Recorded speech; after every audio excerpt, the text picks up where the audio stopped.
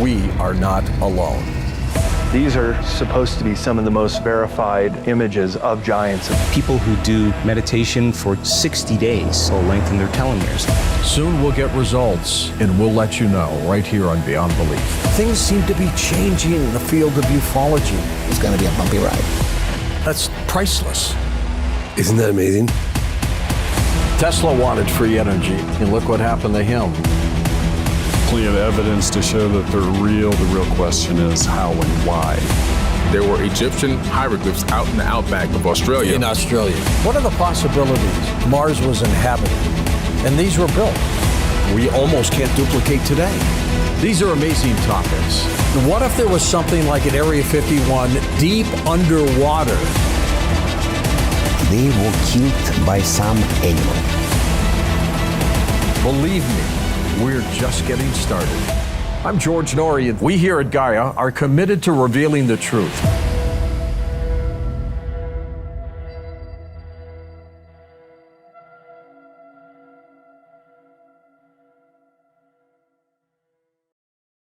Timothy Good has conducted worldwide research on the UFO phenomenon, including interviewing key witnesses and discussing the subject with astronauts, military and intelligence specialists, pilots, politicians, scientists, has lectured at universities, schools, at many organizations, and has even been invited for discussions at the Pentagon in 1998 and at the headquarters of the French Air Force in 2002.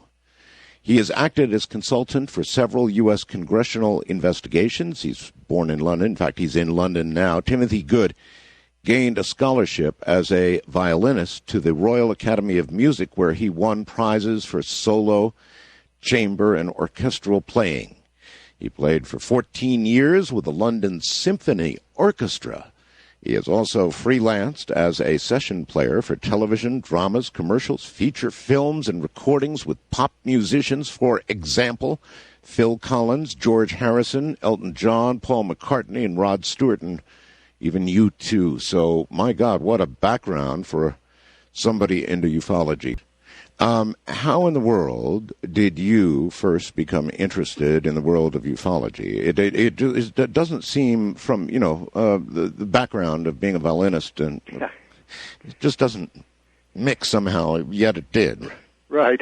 Well, I've always been passionate about aircraft and space travel art, so it was a natural progression, particularly when, in 1955, that's 50 years ago, I was given a book, The Flying Saucers Are Real, written by Major Donald Kehoe, of course, and this was given to me by an American cousin who said, Timothy, you like airplanes and stuff, it's time you learnt about flying saucers. So that is really where the interest was stimulated, and I haven't looked back since. All right. In America, around the world, we have had many very, very credible sightings by pilots. Exactly. How many, roughly? Well, according to Dr. Richard Haynes, who runs the national, the reporting center for anomalous phenomena, NARCAP, he thinks there's been about 3,400, and that might have increased by now, since 1920. That's a lot. It's a great deal, and I think there have probably been a great deal more because many pilots do not report their sightings. Civilian pilots don't report them for fear. It's a bad career move, particularly if they're in a major airline. We found that out, and there are, in fact, regulation orders, procedure orders that were published in America way back in the 1950s for the reporting of these things, and the press was to be avoided.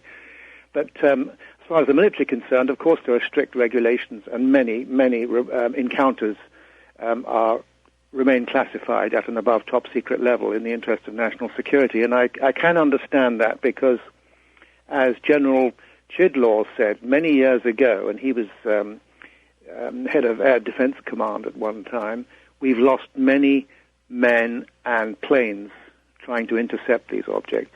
And that is a fact. And I think that's quite disturbing. There have also been disturbing near collisions with airliners as well as military aircraft, and this would be disturbing if all the facts were known. But well, I think we Timothy, it's particularly disturbing in view of the fact that the United States government just simply dismisses UFOs, and I think they've said they're not a threat to national security, and so they don't chase them. Well, they do, and people say to me, Tim, why, if these things are so super technologically advanced and they've got presumably very adequate means of protecting themselves, why do we continue to send jets up chasing them?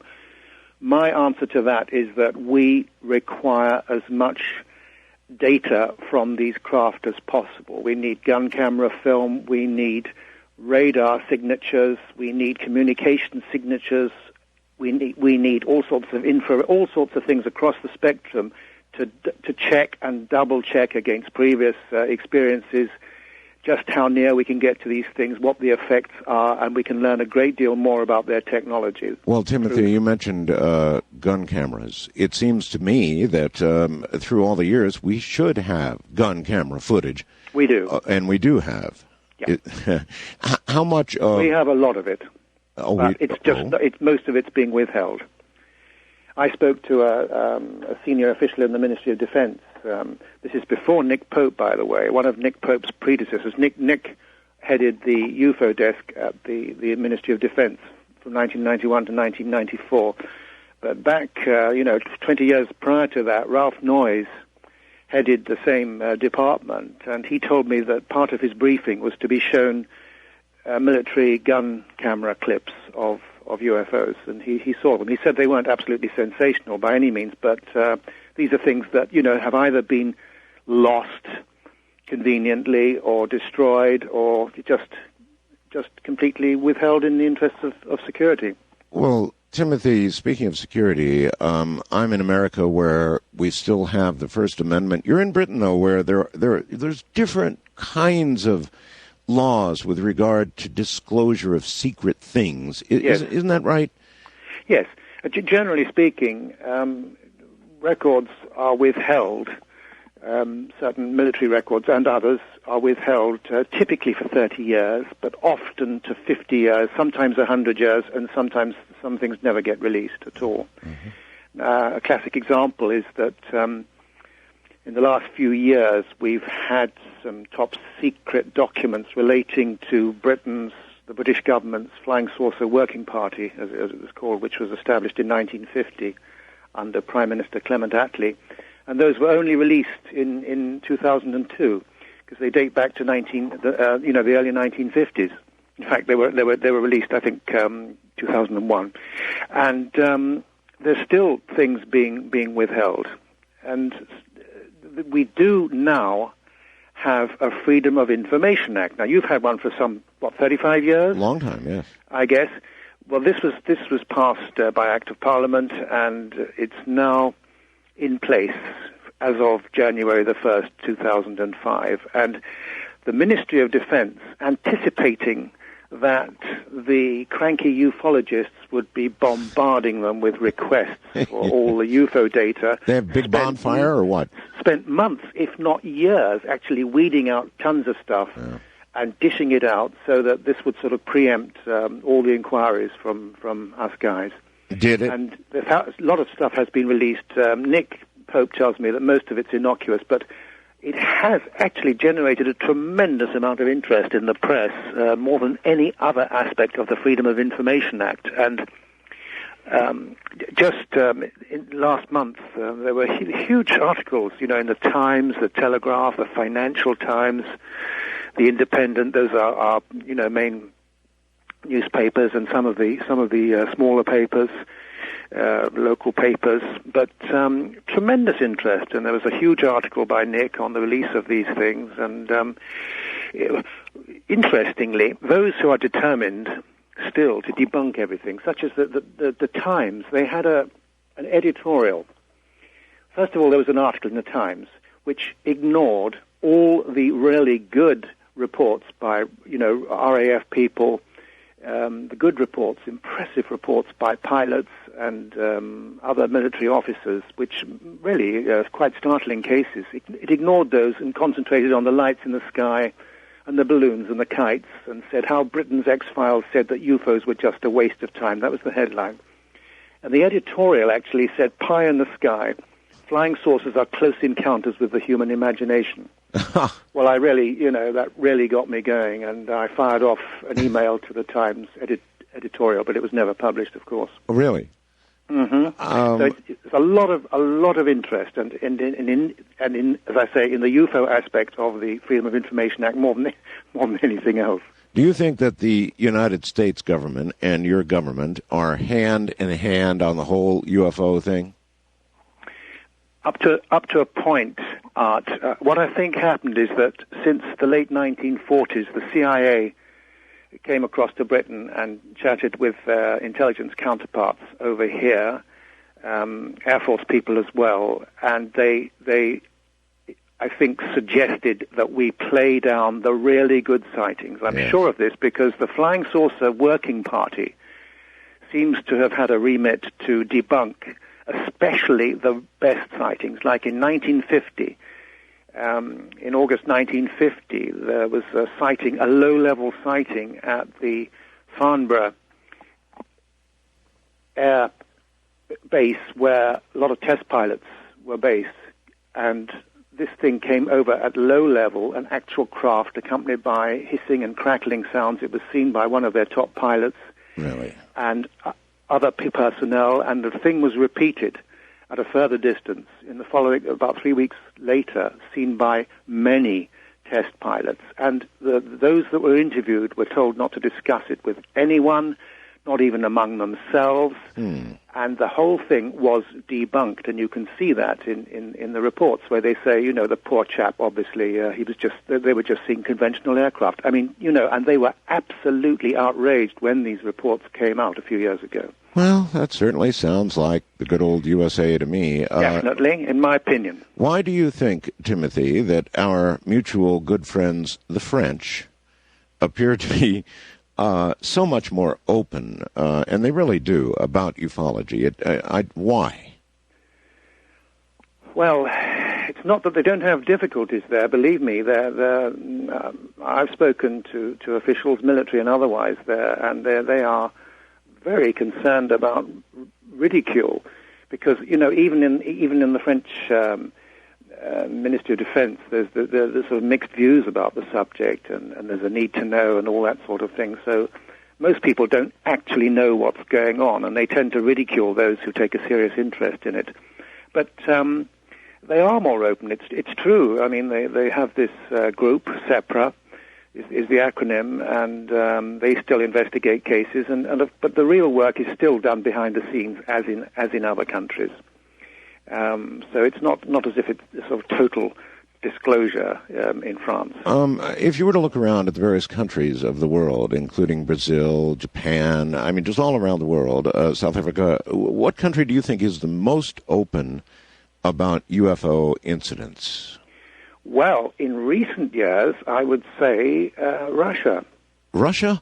Yeah, there's a great deal of stuff has come out there from, you know, high-ranking generals have come forward. They've appeared in several documentaries, including in the excellent Out of the Blue, and other documentaries that I've been involved with. And it's quite amazing. Some of these people have come forward. And Gorbachev, as you know, has come out with several statements acknowledging that he discussed the extraterrestrial threat with President Reagan at the Geneva Summit in 1985. As a theoretical question or something beyond theoretical? I wish I knew. Because, he didn't exactly pass it off. He said, the United States President and I discussed the question of an extraterrestrial threat and agreed that in the event of an invasion, the Soviet Union and the United States would join forces to repel such an invasion. And he went on to add, I don't dispute the hypothesis, but I think it's too early yet to worry about such a possibility. But you believe we had an agreement with the then Soviets to join forces in the case of an invasion? I think it's likely. Wow. That's pretty interesting. I know that President Reagan, of course, made several statements alluding to the possibility that there could be others. There could even be a mutual threat. I recall his saying that and the shock it brought on when he did. Yes. Well, of course, his interest goes back to 1974, if not earlier, when he was governor of California, because there was a UFO sighting while he was flying in the governor's plane, and he ordered the pilot to chase it. Of course, they couldn't get anywhere near it, but it created a lot of excitement. And there was actually a Wall Street journalist on board the plane, and Reagan was all excited because I think he'd had a previous sighting, and he talked about his great interest in the subject and so forth. And I think in that very important speech before the United Nations General Assembly in 1987, I think it was September 1987, he says, I occasionally think how quickly our differences worldwide would vanish if we were facing an alien threat, and yet I ask, is not an alien force among us? And then he went on quickly to add, what could be more alien, than war and the threat of nuclear war and so on. But I think he was trying to tell us something. I'm absolutely convinced of it. Do you believe that a U.S. president or even a British prime minister can take office and on their first day tell their aide, look, here I am. I want everything on my desk that we know about UFOs, and I want it there in the morning. They can try. President Clinton tried. He didn't get anywhere fast, that's for sure. So I think... Do you really know that? I mean, maybe he did find out everything, and maybe that everything included, not informing the American people for the following reasons. That may be the case, Art. I honestly don't know. I suspect he was not told everything. Well, last Sunday we repeated a program I did with John Lear, who took me through what's called Lear test, and he went through this long litany of, listen here, Art, here are the things. Could you tell the public the following? And he named off about 25 things that obviously you could never, ever tell the American public and have a shred of credibility left. That's absolutely true. I wholeheartedly agree. I don't know all the reasons for the cover-up, Art, but I suspect that some of the reasons would be disturbing to the... Absolutely couldn't be released in mass. It just couldn't. It would upset the whole world would go on tilt. And so I've wondered a little bit over the years, and I've been doing this for a lot of years now, folks, whether I could actually be part of that process, an unwitting dupe, as it were, trickling out information that the government wants trickled out. Of course, that would make many other people, including the ABC television network, part of that process. Timothy, have you ever wondered if you were part of that process? Yes, indeed. Being used, yeah. In fact, I have the last chapter of my last book, and I'm going to send you my last book, Unearthly Disclosure, Art. I don't know if you have it, but I do not, and I would love it. And moreover, if you could sign it, I would. Oh, absolutely. All right. In the last chapter, which is entitled Resident Aliens, I disclose information which has come to me via a high-ranking source who worked at the Pentagon and the U.S. Air Force Air Staff and Joint Staff. Oh. And this information was given to a friend of mine, an ex-Army intelligence guy, who's a journalist in the aerospace world. Between 1986 and 1989, he was given a great deal of information about what was actually going on, and I'm quite sure this was part of an official leak. How much of that? How much of that can you relate here? Oh, there's tons of it. I mean, what do you want to know about bases? I mean, I've been told, for example, aliens have been coming to Earth for a very long time. They've established permanent bases here in Australia, the Caribbean, Pacific Ocean, Soviet Union, and in the United States, and specific locations are given in some cases. Now, that's just for starters, but obviously there is an amount of disinformation, and the question is, how does one sort the wheat from the chaff? How do you? There's a great deal of information. We've apparently, some military and scientific elements in the intelligence community have established communication with ETs. There has been a transfer of their technology. We are working on it. Well, let's be clear on this, Timothy. I asked you the question about the president for a reason, whether he could demand everything that we know about UFOs and get it. Of course, we can't know the answer to that, but I guess the bigger question is, Timothy, is it your opinion that there's a group outside of elected government's knowledge that... Absolutely. Sort of a majestic 12 or its equivalent. Or its equivalent. But of course, what I was told that, for example, at least 100 people in OSI, which is the Air Force Intelligence Office of Special Investigations, there are at least 100 people. I'm going back to 1986, 1989, because that's when this information was given. There were at least 100 people in OSI who had knowledge in varying degrees about the extraterrestrial presence and were actually dealing with it. When I was in the Pentagon in 1998, at the invitation of General Kenneth Israel, who was then director of the Defense Airborne Reconnaissance Office, as it was then called, they at that time handled the unmanned spy planes, the UAVs, unmanned aerial vehicles. Right.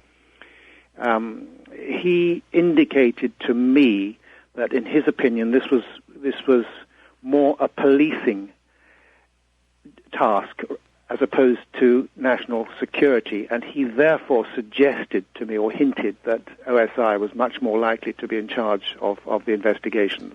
Oh, a policing task. That was his opinion. As in... Make of that what you will. As in cleaning up? As in, sanitizing some incident?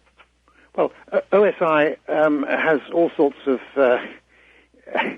tasks, other than some of the more obvious ones. I mean, they're into counterintelligence, they're into investigations, they're into problems with people violating their national security oaths and things like that. So I think it's interesting from that point of view, but I was given a great deal of information, really, and you'll learn that in that last chapter. And there are concerns about what the aliens are doing. It's not a question, I'm told, of one species coming here. There are several, and more important, there appears to be a conflict of interest between some of these beings. Regarding our planet. All right. Can you describe the various motivations of these groups? If you understand that there are conflicts, then that would imply we understand something of the motivations. Well, I can only speak very broadly here, Art. There's definitely several races. I mean, goodness knows, I wouldn't put a number on it, as to who's been coming here and for what purpose over the years, because it's been going on for thousands of years. But from what I gather, some of them definitely have a vested interest in this planet and its resources, and there is concern about the abduction process, which it is believed by them that it is definitely related to some sort of hybridization program. Now, Timothy, looking at that... Sorry, I'm sorry. Are the resources of this planet oil and metals and that sort of thing, or are they more likely the human occupants of Earth? I think more likely the human occupants. So they appear to need animal materials as well. Some of them. I do think there could be an interest in some of our materials and minerals here. Some of them have suggested that. Some people who've established communication with humans have established that they need stuff here. And there appear to be a number of very large undersea bases which are causing disturbances. Now, as it was put to me, they're concerned that the fact that some of the aliens are, quote, messing around with tectonic plates in the Pacific Ocean. Now, that opens all sorts of cans of worms. I think recent events might suggest. I'm not suggesting for one moment that the tsunami had anything to do with aliens, but I'm just saying that apparently, according to this source, some aliens are messing around with tectonic plates, and they have some large undersea bases. Now, why are they doing that? I don't know. Yes, Timothy, but a natural inference from that statement would be that there could be a connection between the tsunami and messing around with the Pacific's tectonic plates. There could be. There could be. Or they might even be messing around with the tectonic plates for their own purposes, to protect their bases or to protect the Earth. You know, that's the good news. I mean, there's always good news and bad news. It's like, whatever threat is posed by aliens, we have to look at the positive side of things. The fact that they've shown their ability to paralyze our nuclear missile bases at the drop of a hat. They have shown that too, haven't they? Yes. Would you please explain to the audience a couple of incidences where that occurred? This is pretty heavy stuff, folks. It's undeniable. I've seen specials on television about what you're about to hear about, and it seems undeniable. Timothy, how good is the evidence that this really happened, and what happened and when? Well, there have been numerous witnesses who've come forward. Robert Salas, for one. I haven't got the book to hand. I've just received a new book by Robert Salas and another author about those extraordinary events, which is very impressive. You know, I really want to plug that book because I'm most impressed by what I've read of it. All right, but so the bottom far. line is, if I recall correctly, the U.S. had a couple of missile launch. They had intrusions. There have been numerous intrusions at nuclear missile sites in North Dakota, all over. Actually, they were disabled, I believe. They were disabled, yes, and it's happened in the Soviet Union, too, in the former Soviet Union. And I'm recalling this TV special in which some ICBMs in Russia actually went into a launch sequence. Is that true? I vaguely recall that, Art, but I can't confirm that. Okay. Did the U.S. military capture an alien spacecraft before Roswell? Well, you know, last year and continuing now, I've been investigating an extraordinary case reported. It goes back to August of 1945, when in San Antonio, not Texas, San Antonio, New Mexico, which is not that far from the White Sands missile range. Right. Two boys encountered an apparent crashed craft, and on one of the boys' father's ranches. Jose Padilla was one of the boys, and it was his father's ranch. And the other witness was Remy Baca.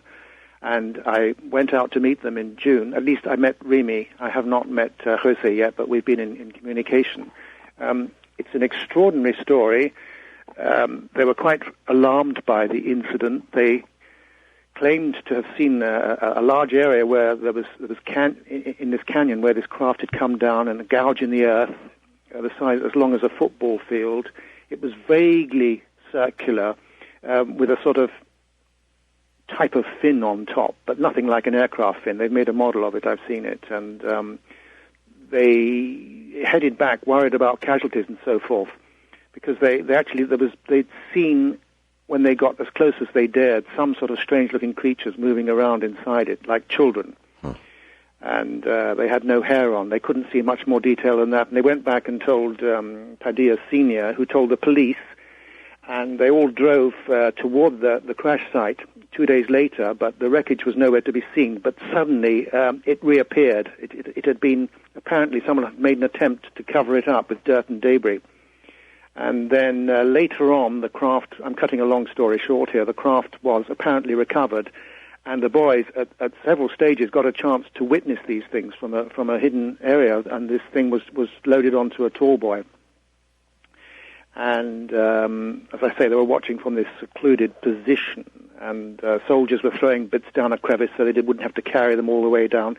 It rings true in a way.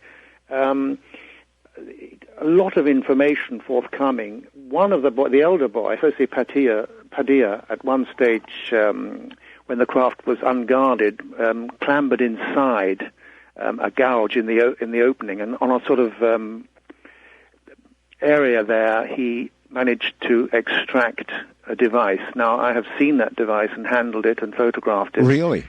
The The unfortunate thing is, and it's, as I refer to as the fly in the ointment, is that it does look very, very conventional. It looks like some kind of bracket with space provisions for fasteners or screws or whatever. It's about 11 inches long. It has been analyzed, and it does appear to be conventional aluminum. So that's a problem. But on the other hand, we have the testimony of these two witnesses, and they're absolutely adamant that this thing did event. So there is this contradiction which I'm left with, and it is a stumbling block for me, I have to say. What about Roswell itself, Timothy? Roswell happened. It happened. I mean, Roswell happened. Just yes. Straight out, it really. I happened. mean, all the testimony, sworn affidavits from all those high-ranking people. We have Dubose, who's often overlooked. General Dubose, who said that the cover-up was ordered by General Clements McMullen at the time, and there were very, very good reasons. They said, look, we'd just been through a world war with atomic bombs on Japan, firebombing of great cities, destruction on an unprecedented worldwide scale. Then came this flying saucer business, and it was simply too much for the public to have to deal with. And, was Roswell the beginning? And sometime between Roswell and now, when did our governments, respectively, recognize, meet, even make deals with some of these creatures? And did that in fact happen? I'm sure you believe it. I think it did happen. Yeah, I don't know about a deal, but I think we certainly, there was an exchange of information. There was a survivor, by all accounts. I'm not the only person to. Dr. Edgar Mitchell, sixth man to walk on the moon, has also established very good contacts in the military and intelligence communities, and he's also been told that there was a survivor who lasted a certain number of years. And I believe that. But I think official interest began well before Roswell. It's certainly during World War II, because all these pilots were reporting these things. Not just Foo Fighters. So do you think there's been official contact? When I say that, I mean, I guess more than just with a crash victim, for example. Has there been some sort of communication between species? I think so. I'm bearing in mind the story about President Eisenhower in 1954, at what was then Muroc, later Edwards Air Force Base. I think there could be some truth to that story. And I know from people I've talked to, people say, why don't they contact our government leaders, our military leaders? Well, I think they have done. But those are the people that least likely to come out with the truth. Well, when you look at... Excuse me. That's quite all right. When you look at the Earth, and you talk about minerals, or you talk about, what's here that's not on Mars and Venus and all the other planets that we're now discovering with Hubble and other telescopes, all these planets around, all these suns, but the unusual thing about Earth that really stands out would be us. Sure. I mean, I think Earth is unique, not just in our solar system, but maybe for light years around. More than the iron, more than the uranium, it would be the intelligent life on Earth. It seems to me that would stand out like a beacon. Mm-hmm. And sure. that would account for their interest. That would be my guess anyway. And the interest was definitely accelerated in World War II because of our nuclear developments, that's for sure. Well, I wonder what the current state of understanding between ourselves and whoever else it might be is. Do you have clues about that? No, I wish I did. I'm trying. Do you have guesses about it? It would just be pure speculation, Art. I prefer to deal with what few facts we can be sure of. Okay. Well, I know that there is a lot of conversations you have with people that probably information comes to you that you wouldn't put on the air. Yes. And from that, I thought you might have some educated guesses. Yes, but before I exploded with my coughing fit, I was about to tell you of Air Marshal Sir Peter Horsley, who was an equerry, like a kind of military attaché to the Queen and Prince Philip for 7 years. back in 1954. And he was also Deputy Chief of Strike Command and a decorated war hero, flown 90 different types of aircraft. And he claims that in 1954 he had a 2-hour meeting with an extraterrestrial being arranged via a British Army general. And this took place in the middle of London in the presence of a witness. And he wrote up that story in his autobiography, Sounds from Another Room, and he gave me some additional information, which I published in my book, Alien Base. 2-hour meeting. If there was a 2-hour meeting, I would like to know the details of that meeting. I would like to know as much as I could what was said and what was answered and whatever you can tell me. Well, the first thing that Sir Peter noticed during this meeting was that this guy, whoever he was able to read his mind. And later on, Sir Peter told me, he didn't write about this in his book, but he told me that what disturbed him more than anything else was the fact that this guy knew all Britain's top secret nuclear secrets. Huh. And, well, he began by explaining that man was now striving to sort of break his earthly bonds and travel to the moon and planets beyond. We were developing, but there was a dark age on Earth. We were prepared to sacrifice almost anything, the natural environment, animals and humans. And there was a dreadful specter of blowing up our world. So they were concerned, it seems, about that. He went on to the origins of life in the universe, stated that most of the UFOs we see are robot-controlled. Uh-huh. Some are manned in order to oversee the whole program and to ensure that the probes do not land or crash by accident. And they spoke that there have been, since time immemorial, observers of our planet, vessels out of the sky bringing strange visitors, and that contact has been established on a very selective basis, where they judge that such contact could not harm either party. And apparently they say they've studied Earth for a very long time. They have extraordinary technological abilities, very highly developed mental powers, including extrasensory, thought reading, hypnosis, and this I find particularly interesting, the ability to use different dimensions. As a matter of fact, I was going to ask you somewhere down the line that, beings coming from light years and light years away seems incredible. Maybe it can be done, but it seems incredible. But if we just, if we had someone come from another dimension, they would appear to us to be as alien as if they had come from another planet. And, of course, you just hop, skip, and a jump from another dimension if you know how to do it. So, well, the implication in this case is that these beings are related, some of them at any rate, are related to us genetically. What I've heard from other sources is that some of these highly advanced beings are indeed responsible for upgrading humanity, upgrading the development of human beings going way back tens of thousands of years. As to the dimensional aspect, I don't doubt that there are beings who exist solely in other dimensions, but the implication here is that this guy was quite physical, quite solid, but that their races are so advanced that they can manipulate dimensions. And I think this happens with their spacecraft. There's a number of intriguing accounts by people claiming contact to say that it is a question not just of linear travel. I'm sure you've heard all this before, all you listeners, and you, of course, are, that they manipulate space-time, as Einstein called it, by folding it rather than traveling in a linear mode.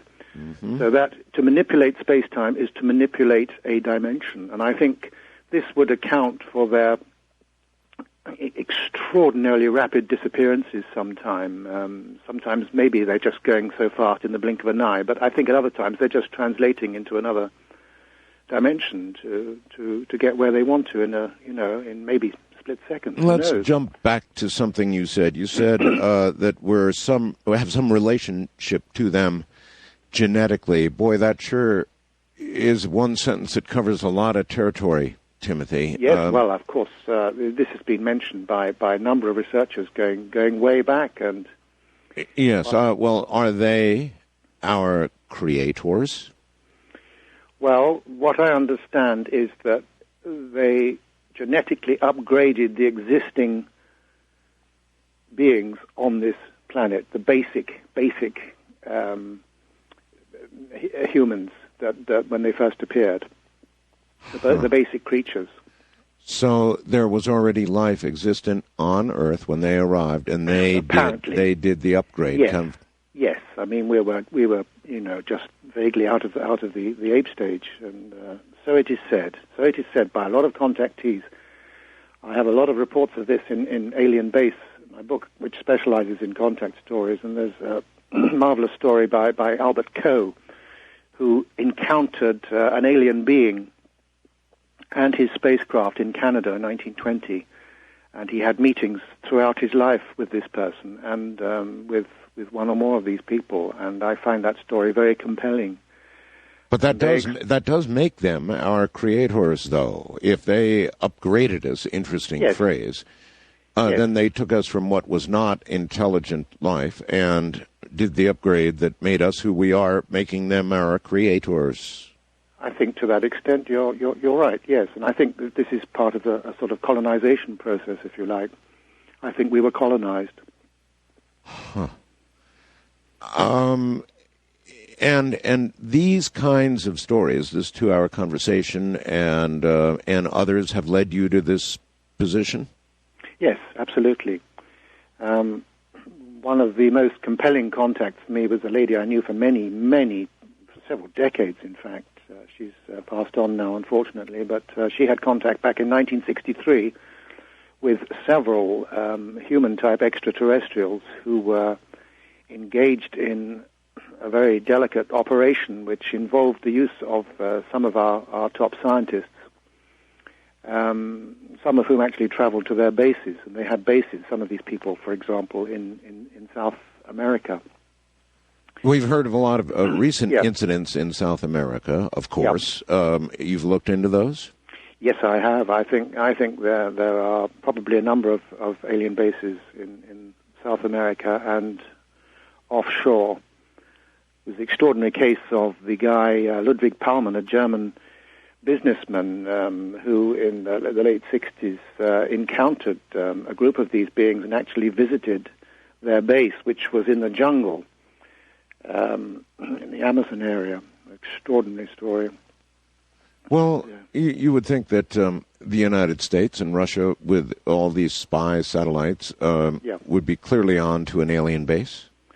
Yes, it depends what the counterintelligence is of the aliens in terms of disguising their technologies and their bases. So I'm quite sure they're capable of dealing with that. But yes, I'm quite sure. In fact, I'm 100% sure that some governments do actually actively use their spy satellites for trying to detect undersea and other activities on this planet. Yes, interestingly, the big project called HARP, the HARP project in Alaska, one of the stated goals of HARP is underground tunnels and bunkers. They're looking for them with this wild project up in Alaska. Heard about that? I've heard about it, but I haven't gone into that in sufficient degree to be able to comment. Might be worth looking into on your part, because underground tunnels and bunkers, that's very much part of what their original charge is. Yes, Richard Sorder, I believe, has done a great deal of work on that. If I'm correct. So, if we have a genetic relationship to them, to some of them, then this does beg questions about all these religions that man has on Earth and these concepts of a creator leading you down that path. Well, I think it's undeniable. I mean, you've only got to look at the Bible. I mean, there are reports apparently in the Hindu Vedas and the Brahmin records, but the Bible is absolutely chock full of extraordinary incidences of strange beings who mated with Earth people. Yes. Who produced people who lived for many hundreds of years, apparently, if you believe it. I wasn't there. I don't know. That's all true. And then, the Ezekiel, Elijah and the flying chariot, all these things, descriptions of strange beings. And then the New Testament, Jesus, the Star of Bethlehem, whatever that was, it wasn't a star, it was very specific. It pointed out a particular building. You have Jesus' phenomenal abilities, telepathy, levitation, healing, and the resurrection, which even the Catholic Church, I believe, acknowledges to be a bodily, a physical resurrection, accompanied by shining beings, and then the reappearance to Paul on the road to Damascus. You remember that story, the dazzling light which blinded the soldiers? They couldn't hear anything, but Jesus spoke out of this blinding light in the sky, and so on and so forth. And I think the angel Gabriel might well have been maybe something to do with artificial insemination, might explain the so-called Immaculate Conception.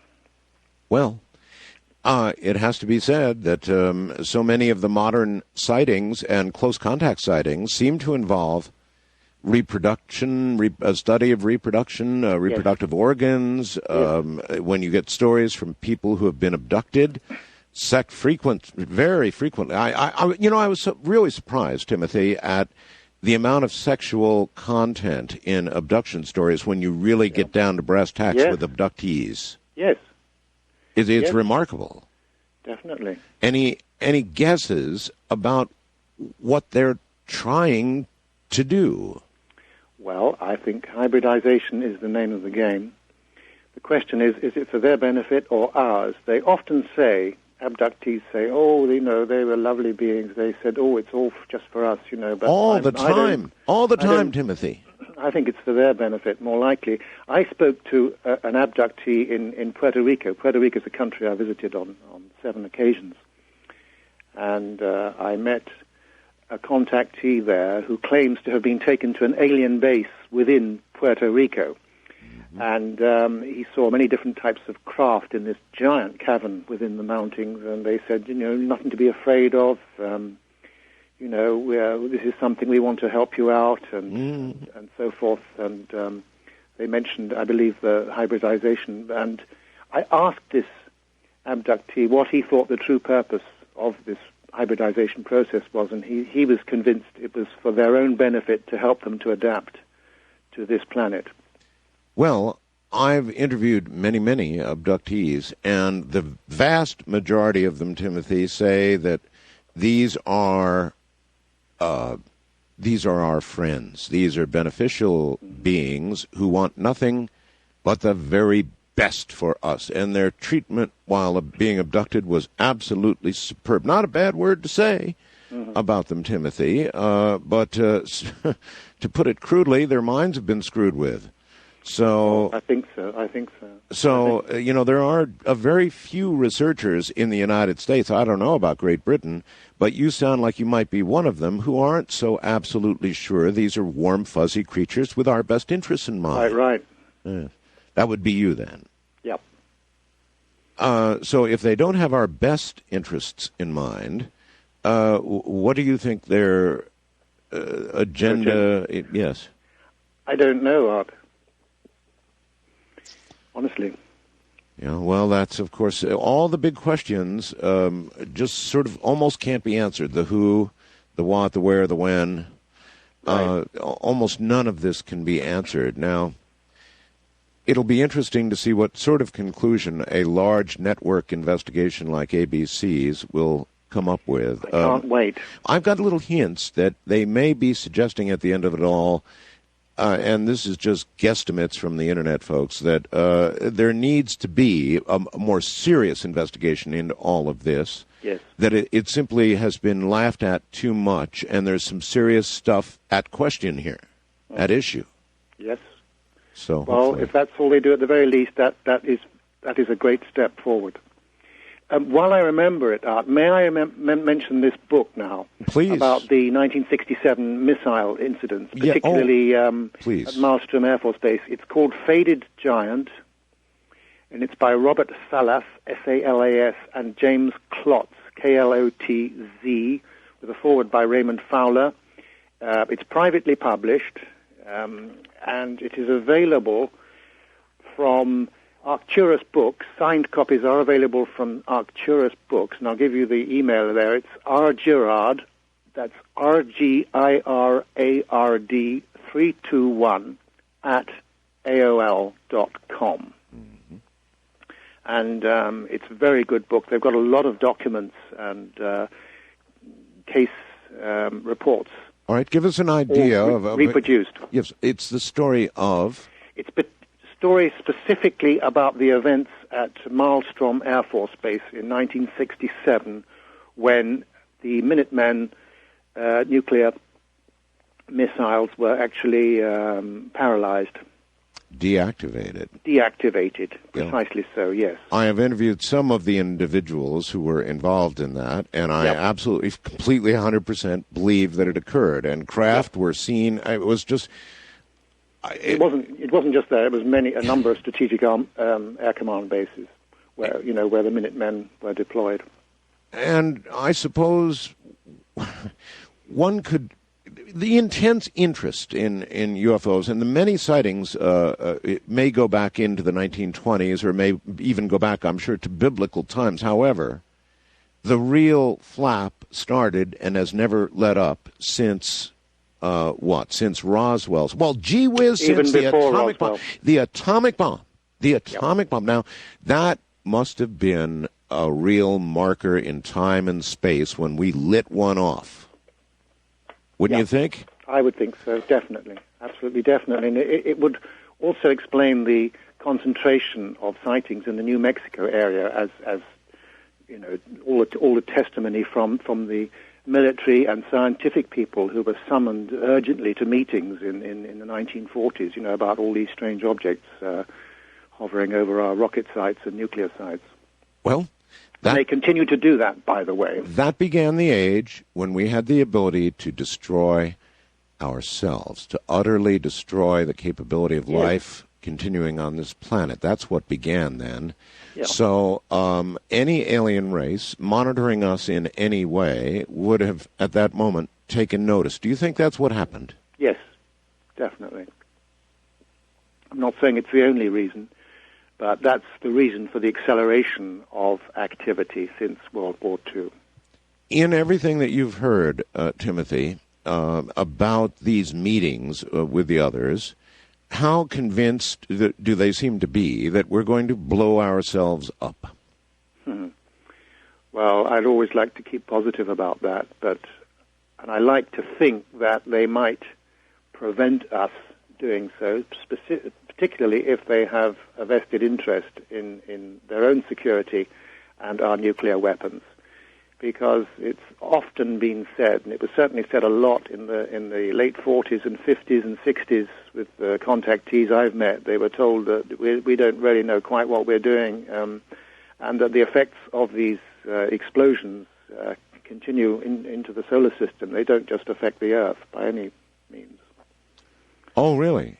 Well, apparently, I don't know. That's what they've said anyway. Good evening. Thank you very much, George. My pleasure. Great work, by the way, in this new investigation, Need to Know, which we'll get into in just a sec. Nick Pope, making big news over the last week or so. Former member of the Ministry of Defense out there in the United Kingdom, looked into UFOs. He basically says the potential for war with extraterrestrials is real. You know him, Timothy. He thinks highly of you. I want just your overall on Nick Pope and what he's been saying. I'm glad you raised this question, George, because actually I spent the evening with Nick last night, and we were just talking about the fact that he's recently resigned from the Ministry of Defense, not in the UFO chair, as it were, that he inhabited from 1991 to 1994, but his last tour of duty was as a sort of defense security expert, specialist, and he has now resigned. And he has indeed stated in a press release that the subject has to be taken seriously, and it's quite possible that some of these beings pose a threat. And of course, he's absolutely right.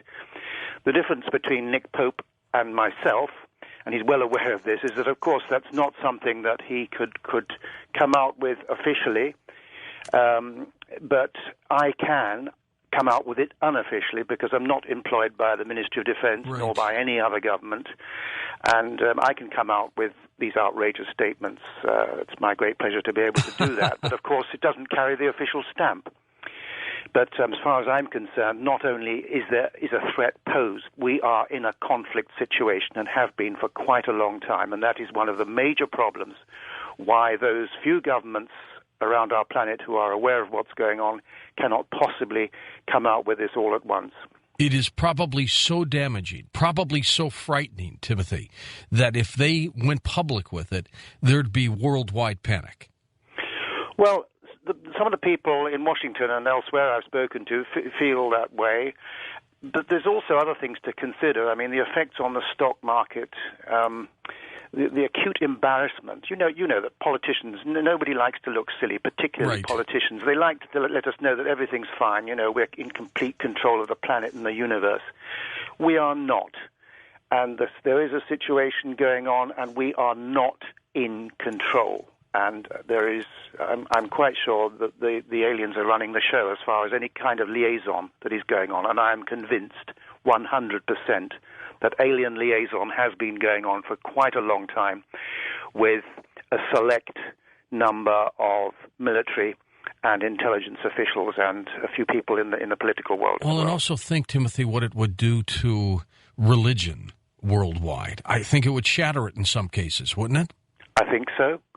I mean, can you imagine if it was acknowledged that some of these beings are millions of years ahead of us on the spiritual scale, and that some of them may have been responsible for planting or at least hybridizing mankind on Earth, and that some of our great religious leaders, like Christ, were in fact an extraterrestrial hybrid? There's no way they could come up with all this.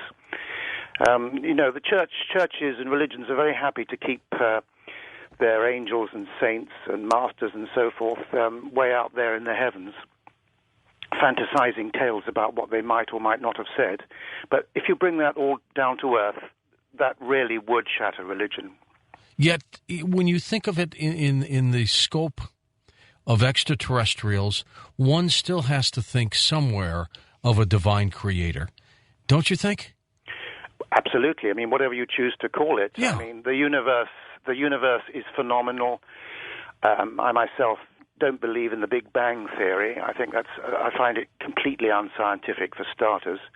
I think the universe is infinite. It never began and it never will end. It's infinite.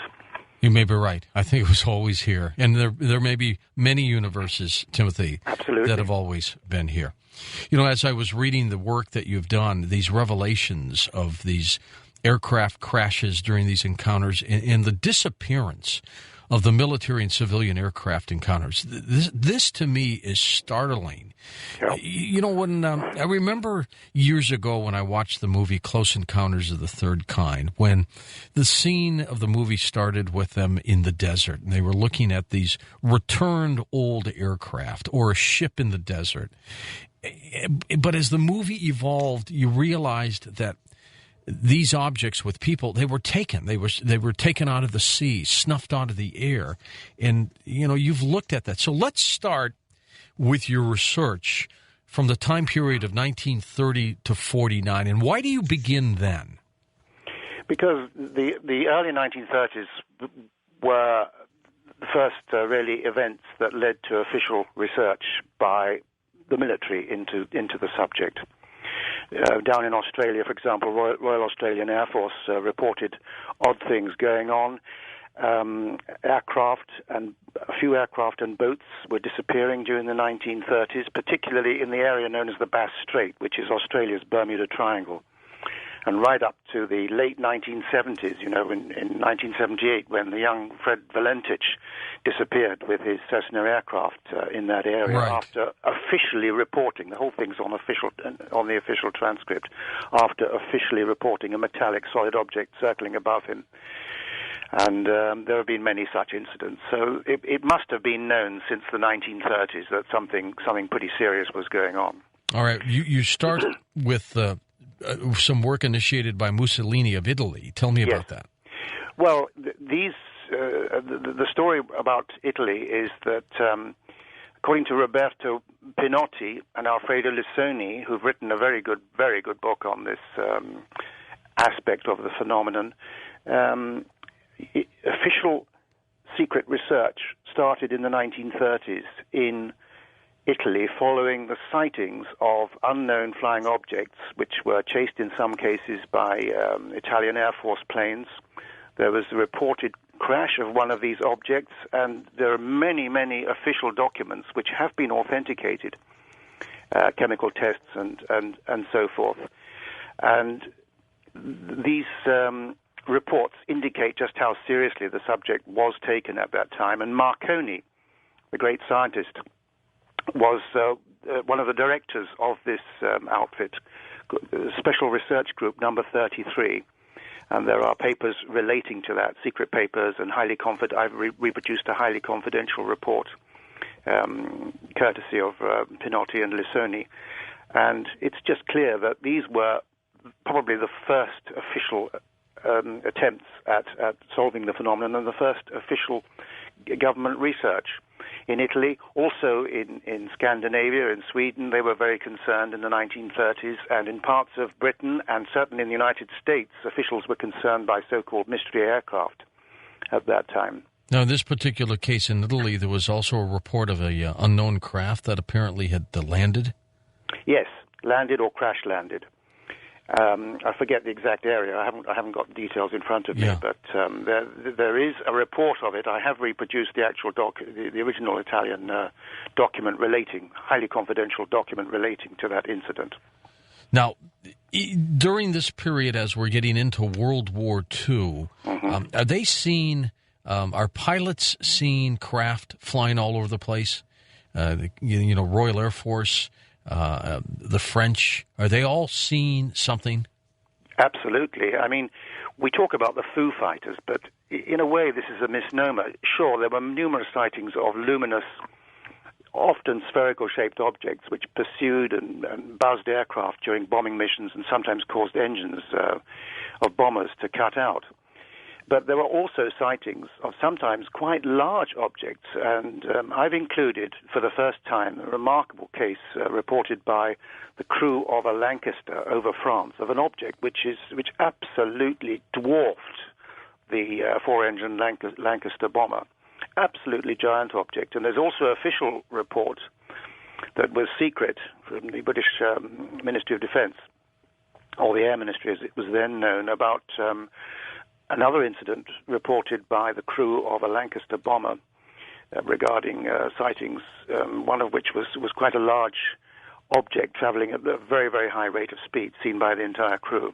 And what's so amazing about these reports, there's no way other nations, the Germans, anyone else would have had that kind of technology. Well, I'm glad you raised that, George, because often you get documentaries saying that the Germans really were responsible for UFOs. Had that been so, they would have won the war. They did not win the war, as we all know, and it is quite possible, indeed it's known, that the Germans were experimenting with disc-shaped aircraft, but that's a far cry from saying they were responsible for the Foo Fighter sightings. Absolutely daft, because Foo Fighters were seen in the Pacific theater of operations, they were seen in China, they were seen in the United States, they were seen in Soviet Union and, of course, in Europe, particularly over Germany and France. Were there cases during this time period, Timothy, 30 to 1949, where there were military encounters where pilots, attempted to shoot down craft or something happened to military craft? Well, yes. Well, the first time, as far as I know, was the officially acknowledged occasion, well known. I won't go into this in detail. Everyone knows it, I think, who's interested in the subject. But in February 1942, when 1,430 rounds of anti-aircraft ammunition were fired at unknown objects over the Culver City area of Los Angeles. Right. And there's a photograph of the event. There's an official declassified secret document confirmed by George Marshall that these things really happened. There is a rumor that something was brought down. Whether that something that was brought down was an American plane sent up, shot down accidentally, we do not know. But something was shot down, that's for sure. But as far as I know, the first instance when these things were shot at was in 1945, still just at the tail end of the war. And this was reported to me by a Free French Air Force pilot, Jean Kisling, who was flying with a detachment of the United States Army Air Forces at an Air Force base in Michigan, near Detroit. And he was... There have been numerous cases of what they called balloons. You know, the famous Fugo balloons were rife at that time. 1945, they were drifted across the Pacific with balloon bombs. Many of them did not go off, but a few succeeded in doing so, and a few succeeded as getting so far as Michigan.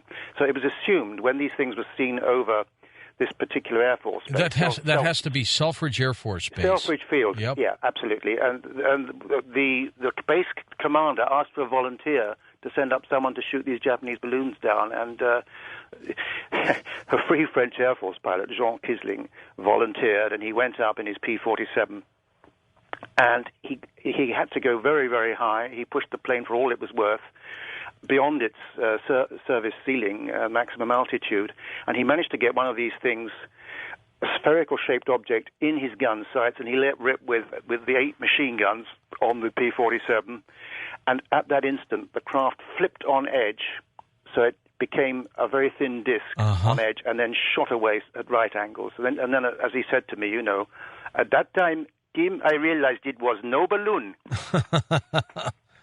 So, oh my gosh, something was happening there. And also, you report that 2 years before Roswell, which occurred in 1947, there was another episode in New Mexico. Yes, this was reported by 2 witnesses who claim that in the village, actually, of San Antonito, near San Antonio, New Mexico, there was the crash landing of an object. And these 2 boys witnessed this event, and I believe that they're writing a book about it. I did investigate this case at some great length. I made a special trip to Seattle to interview Remy Baca, one of the principal witnesses, who was a young boy at the time. Unfortunately, he suddenly refused to allow me to publish the case at all, actually, he claimed. Why? But unfortunately, I don't know. I think because he has his own agenda. Maybe, okay. Wants to do his own book, sure, fine, but sure. It let me down very badly. It let my publishers down because that was part of the thing.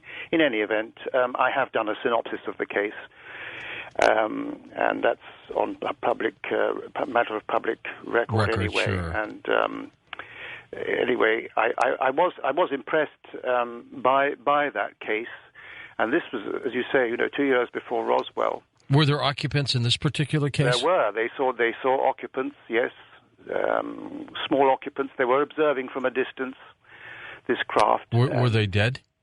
No, they weren't. They were moving around, darting around in a peculiar darting fashion.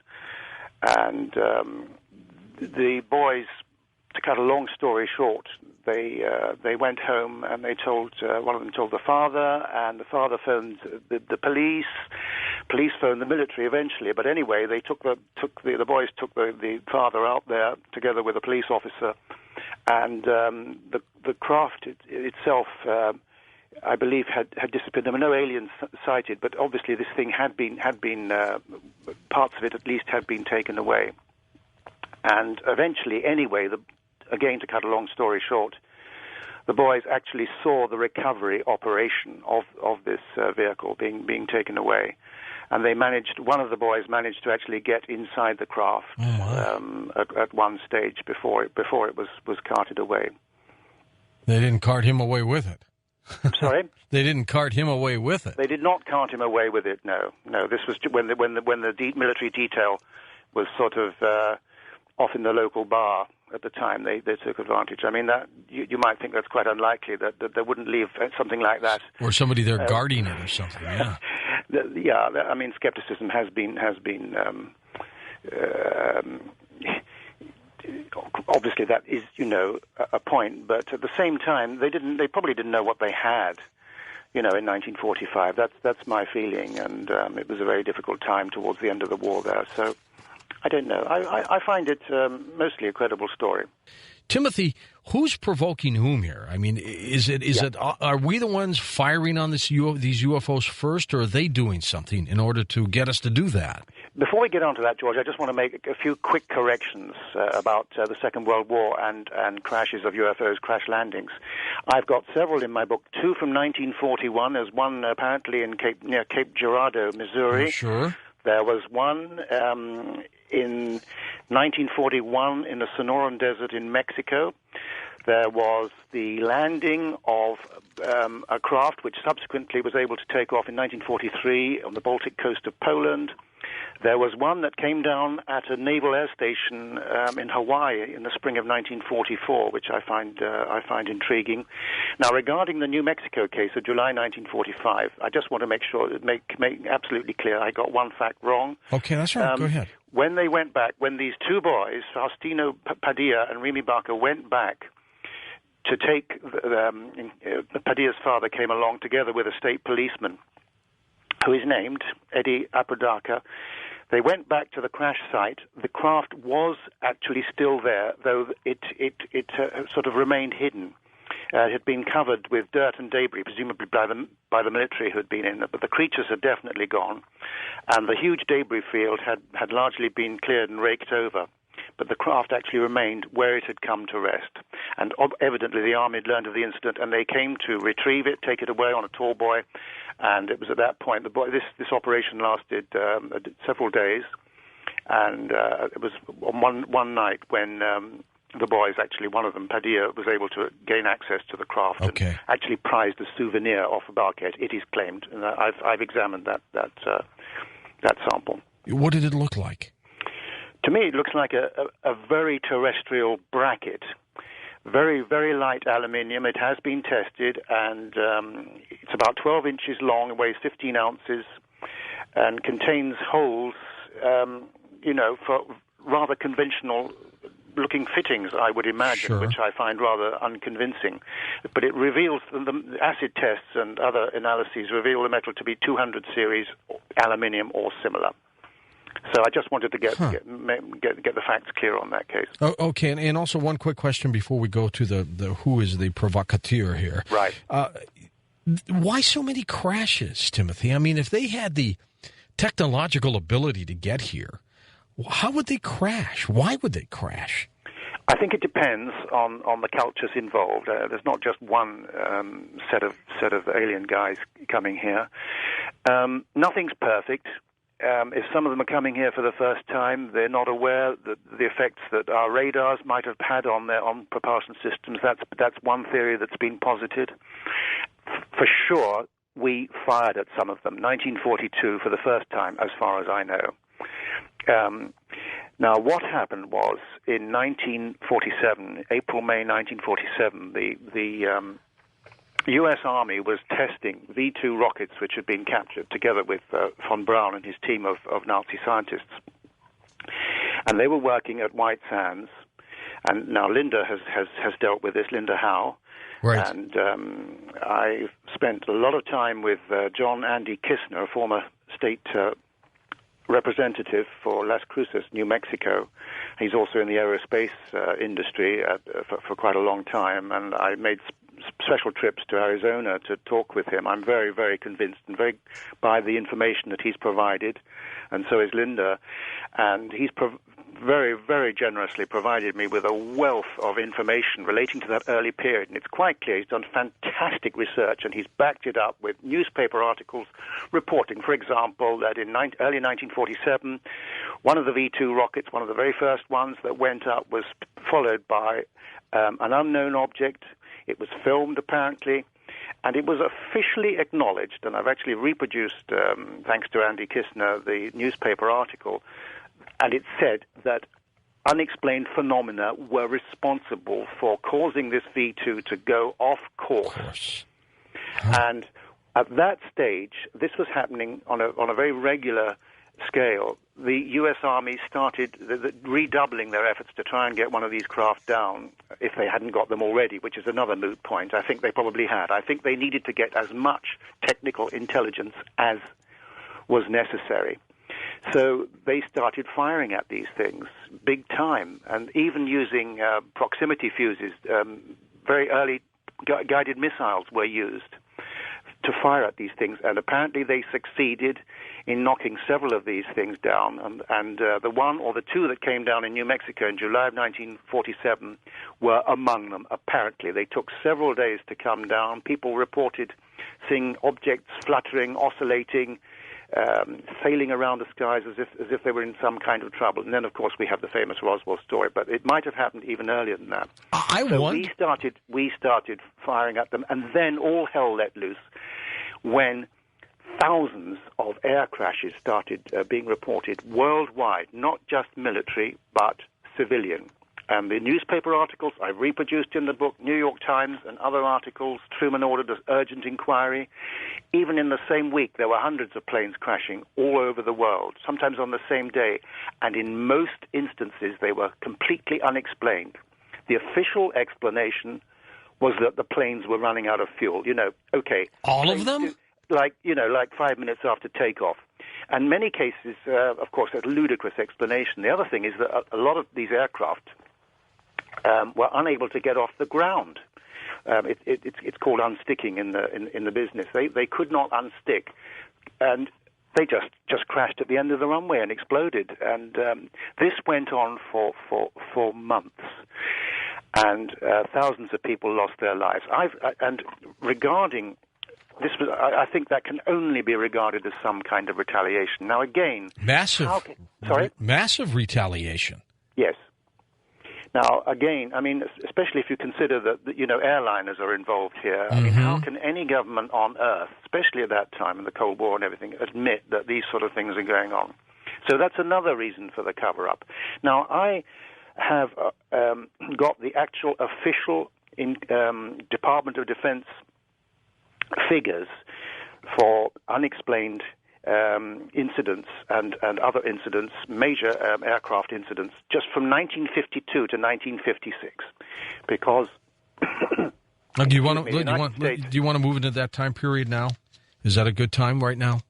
I think so. While I have the figures in front of me, from 1952 to 1956, there were something like 18,662 crashes of just United States Air Force and Navy interceptors alone, all right?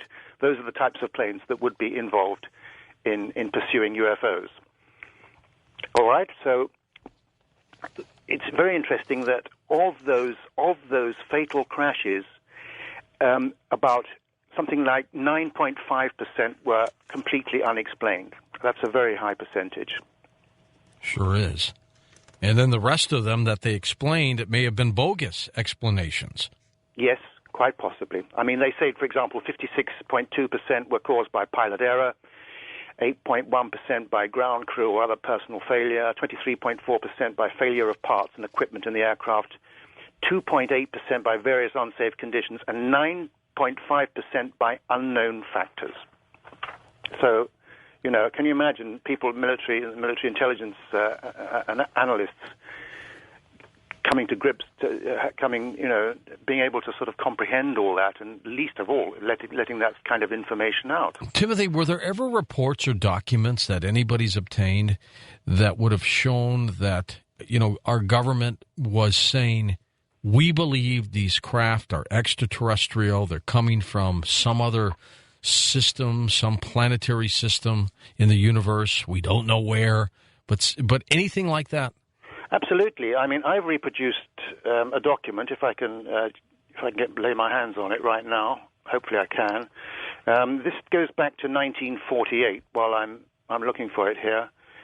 It was is that the Swedish document? That is, yes. Okay. Well, it's actually United States Air Force Europe top secret document, which is reproduced. If I can just get my hands on it here, I have it here. Yes, it's dated 4th of November 1948, classified top secret. It has been officially declassified by the National Archives in Washington. And there's a very interesting quote. It's regarding liaison discussions with U.S. Air Force Europe intelligence analysts with their Swedish counterparts. And some of the comments in this top secret document, which is reproduced here, I have, it says, fully technically qualified people have reached the conclusion that these phenomena are obviously the result of a high technical skill which cannot be credited by any presently known culture on Earth. Oh, my gosh. They are therefore assuming that these objects originate from some previously unknown or unidentified technology, possibly outside the Earth. That's incredible. Mm. I mean, when you look at that and you start putting it into perspective, you have got to make the assumption that this planet has been and is being visited. Absolutely. I'm concerned about the altercation. That bothers me the most. Yeah. Do you believe, and we're going to go through the 50 to 59 time period in a moment, but do you believe this is still happening, the altercations? Yes. What has been explained to me by various well-informed sources is that there is a conflict situation. It's been going on for a very long time. Like a certain in simple group? terms, there are goodies and baddies, Right. and the baddies have got their beady eyes on this planet. And the goodies can't stop them. I think they have to a certain degree. I suppose there are sort of universal protocols for the degree of involvement in these interplanetary affairs. But my feeling is that we have been helped. We do have allies. We have definitely been helped, and there is a conflict situation regarding this planet going on without the knowledge of the majority of us. Is it possible that because we are such a warring civilization, that the seeding of our planet, which I believe occurred, may have been done by these warring extraterrestrials that are still coming back, that are still fighting, that are still trying to annihilate us? I think it's quite possible. I will go so far as to say, and I've gone so far in my book, that we are not the first humanoid species on this planet. There have been civilizations going way back, thousands, maybe millions of years before Homo sapiens. I'm absolutely convinced of that. I'm 100% convinced we are a hybridized species going back maybe 200,000 years, something like that, when this planet was colonized. And they had high technology. There are remnants still here today, and this would explain the extraordinary, for example, Bermuda Triangle. I'm sure that there are remnants of these cultures that have been on this planet longer than we have. They're still there, and so you could say that a lot of this stuff comes actually from this planet, highly advanced spacecraft and beings capable of interplanetary, interdimensional travel, whatever you like, from this planet, as well as beings from outside. And this is another problem for governments to say that we're not the only fellows inhabiting this planet. I'm convinced, Timothy, that there's something genetically wrong with us because of the warring. That's for sure. Yeah, and it's very possible that our cousins may have been the cause of all this. Right. We're in serious need of more genetic engineering, George. Absolutely. Now, tell me about these so-called good extraterrestrials. Do you believe then that they have been warring against the bad ones, and they have basically covered our back right now, watched our back? To what extent, George, as I said earlier, I don't know, but there are good beings, maybe millions of years ahead of us, spiritually, technically, and everything else, with whom we are related, who want to do the best for mankind. But to what extent they can intervene, I do not know. What I do know, and I think this is the good news, is that I very much doubt they would allow this planet to be destroyed, even if the humans existing on it are destroyed. Do you think that the battle with these other races of extraterrestrials, they would like to either extinguish the human race or destroy the planet? I think no, neither. I think we are needed.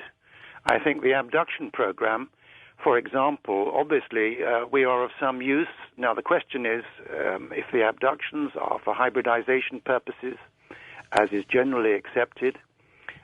There might be more subtle things going on. I don't know. We can talk about that later, maybe. But if that's the case, is it for their benefit or for ours? Are they creating a hybrid between their stock and ours for their benefit or for our benefit? They're fond of saying it's for our benefit. I'm very, very suspicious. I think it could more likely be for their benefit, perhaps to make certain beings, their beings, more adaptable to this planet. You said something interesting at the beginning of this hour, and that was for the few governments that know what is happening. Sure. Why don't all the governments know what is happening? Because they don't have a need to know.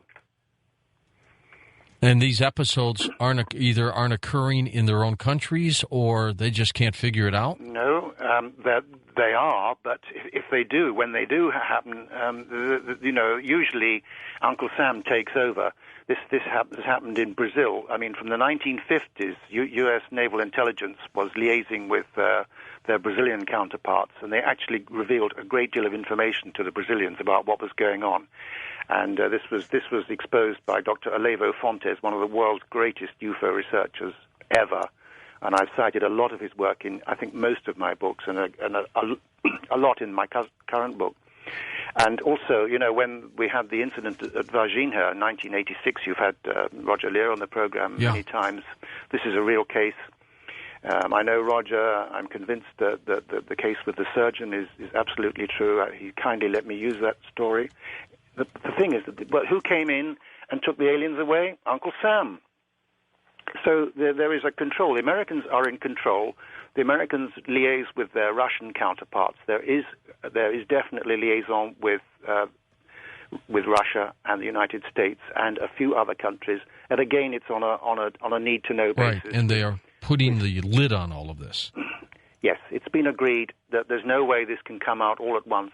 And what I've been told, I mean, one of my friends in Washington, I said once, this was about 5 years ago, I said, now come on, you must know, I've been interested since I was a boy, 1955. How much longer do we have to wait before some kind of official disclosure? And he looked at me and smiled and he said, stay healthy. So I think what I get, there is an agenda, and it's kind of slow release. But what concerns me is that events may sort of expedite the situation. This is the problem that they have. No one can forecast precisely what's going to happen, and maybe they have to prepare us a bit more quickly. 1950 to 59, very fascinating time period for UFOs and UFO encounters. Of this time period, which events stand out the most for you? I think, George, I'd have to say the disappearances, and the most spectacular one, for example, was in late 1953 when a jet was sent up to intercept a UFO from Otis Air Force Base in Massachusetts, on the coast there. And what happened was that the plane lost all power, and it hadn't reached a very high altitude. I'm just trying to check. It was actually an F-94C Starfire, which had been scrambled to intercept this unknown this target. And at that time, that was our state-of-the-art machinery. That was our aircraft. It was, absolutely. Anyway, what happened, the pilot obviously gave instructions to bail out, and normally the radar operator in the rear seat goes first, but he wasn't moving, and since the ground was coming up, losing altitude, the pilot ejected. After ejecting the canopy, the pilot ejected, landed safely. The parachute managed to open in time, fully expecting the radar observer to be somewhere near. No radar observer. The radar observer was never found, neither was the Starfire interceptor, despite months of searching all over, under the sea, everywhere. Never found. The only thing that was recovered was the cockpit canopy, which had been ejected. Now, that was not a rare event. It was happening frequently. Events like that, disappearing aircraft, disappearing people, pilots particularly. My gosh. I mean, it just makes you scratch your head, Timothy. Yeah. And again, how can governments come out with this? I mean, just it's not as if people have recovered from the fear of terrorists crashing our airliners and planes, but to admit that, there's a possibility of a threat from elsewhere relating to the aviation industry is just, it can't be done. This time period, 50 to 59, around 51, 52 period, was that incredible UFO flap over the White House, and we couldn't do anything about it. No, and I think to this day a lot hasn't come out about that. I mean, they talk about sort of ephemeral objects darting about, sometimes on radar, sometimes not, but perfectly solid objects were seen sometimes at very low altitude, even at low altitude over D.C. at that time, as I reported in the book. Let's see, who would have been the U.S.? It would have been Eisenhower, right? General Eisenhower, yes. Yeah, would have been Eisenhower. I wonder what he said about all this. Well, there's not a lot on record that he's actually stated about the subject, to the best of my knowledge. Yet there are reports, incredible reports, that he met with extraterrestrials at Edwards Air Force Base in California, right? In 1954, absolutely. I'm convinced that meeting took place, and we now have evidence that more people, were actually attending there, and there's sort of additional testimony from some of these people. This took place at the top secret Muroc, it was called at that time, Muroc Air Force Base in February of 1954. It's sort of take us to your leader syndrome, and Eisenhower was taken. It was an officially arranged meeting. There were at least one craft landed at the base, supposedly, and there were other officials with Eisenhower at the time. I wonder how in the heck they communicated. Well, they spoke in English, apparently, and they also demonstrated their telepathic abilities and their ability to make themselves and their craft invisible, which caused Eisenhower considerable embarrassment. I would guess so. Was this a demand meeting, do you think? What do you think they talked about specifically? Well, it is alleged. I'll just give you the name of some of the people that were allegedly there. Franklin Allen of the Hearst newspapers, Cardinal James McIntyre, Bishop and head of the Catholic Church in L.A., Edwin North of the Brookings Institution, who had been President Truman's financial advisor, and other people. And I guess these people are all dead now, aren't they? Yes, and other people have subsequently come forward, and I've named some of them in the book. But allegedly, one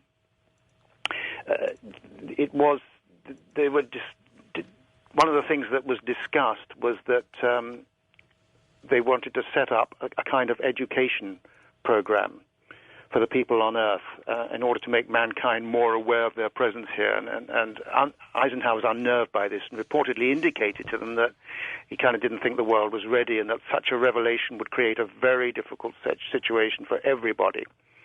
And according to a test pilot who was present at this meeting, the aliens further seemed to understand Eisenhower's position, and they indicated that they would continue to make further isolated contacts with humans, but they abandoned the idea of a sort of mass landing or exposure. Which is what they would have preferred to have done. Yes. And I think so. But now there's another significant alien encounter in the same year, reported by Air Marshal Sir Peter Horsley, who is a former pilot, flew many of our great fighter and bomber aircraft. He'd also been deputy commander of Strike Command with his finger on the nuclear trigger, as they say, and he spent 7 years serving the Queen and Prince Philip, Duke of Edinburgh, as an écuyer. That's kind of like a sort of military attaché. And during that period, when he was working at Buckingham Palace, as he revealed in his autobiography, and as I wrote first about in my book Alien Base, he had a 2-hour meeting with an extraterrestrial friend, arranged for him by a British Army friend, in the middle of London, which he found very disturbing indeed, particularly since this alien could read all his thoughts. And a great deal of information was exchanged during that meeting. And Sir Peter told me, my last meeting with him, that the most disturbing thing for him was the fact that this alien knew all Britain's top secret nuclear secrets. So it was made quite evident that this was a major point of concern, our developments in that area. Did they explain what these creatures look like? Well, these were very, very similar to human beings. I mean, as far as this guy in London, he was just described as absolutely human. He could easily pass for an Earth creature. Which means we may have been, seeded from them. Oh, absolutely, in my opinion. Sure. And this has probably, Timothy, been going on for thousands of years, these encounters. I think, or maybe more, who knows. You write, and this is a fascinating one, about a photo reconnaissance flight near North Dakota with a huge B-36 bomber. Tell us about that case a little bit. This one's incredible. Yeah, this was, I think, I don't have the facts in front of me, but in 1956, a B-36 Peacemaker bomber capable of holding nuclear weapons was approached by a 100-foot diameter disc, which was seen by the entire crew, 17-man crew, and a relief crew as well.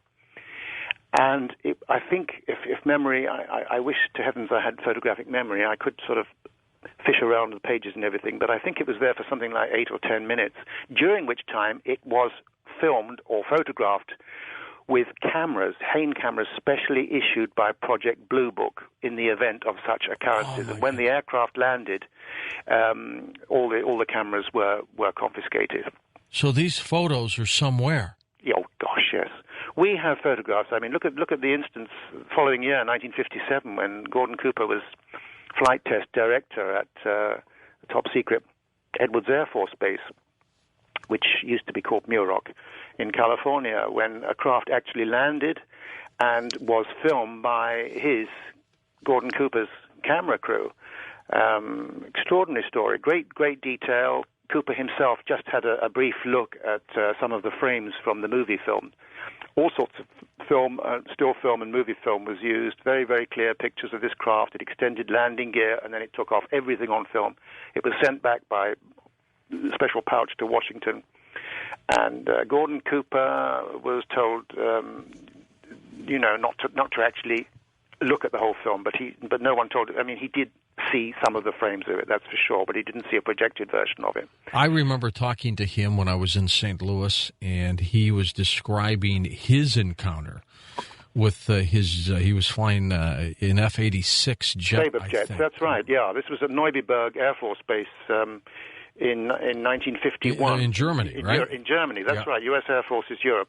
Incredible story. I mean, and he was convinced what he saw were UFOs. Yeah, I mean, I've got the case in front of me now, and there was an alarm, and he said one day this was a regular occurrence, sending up jets to chase the sources.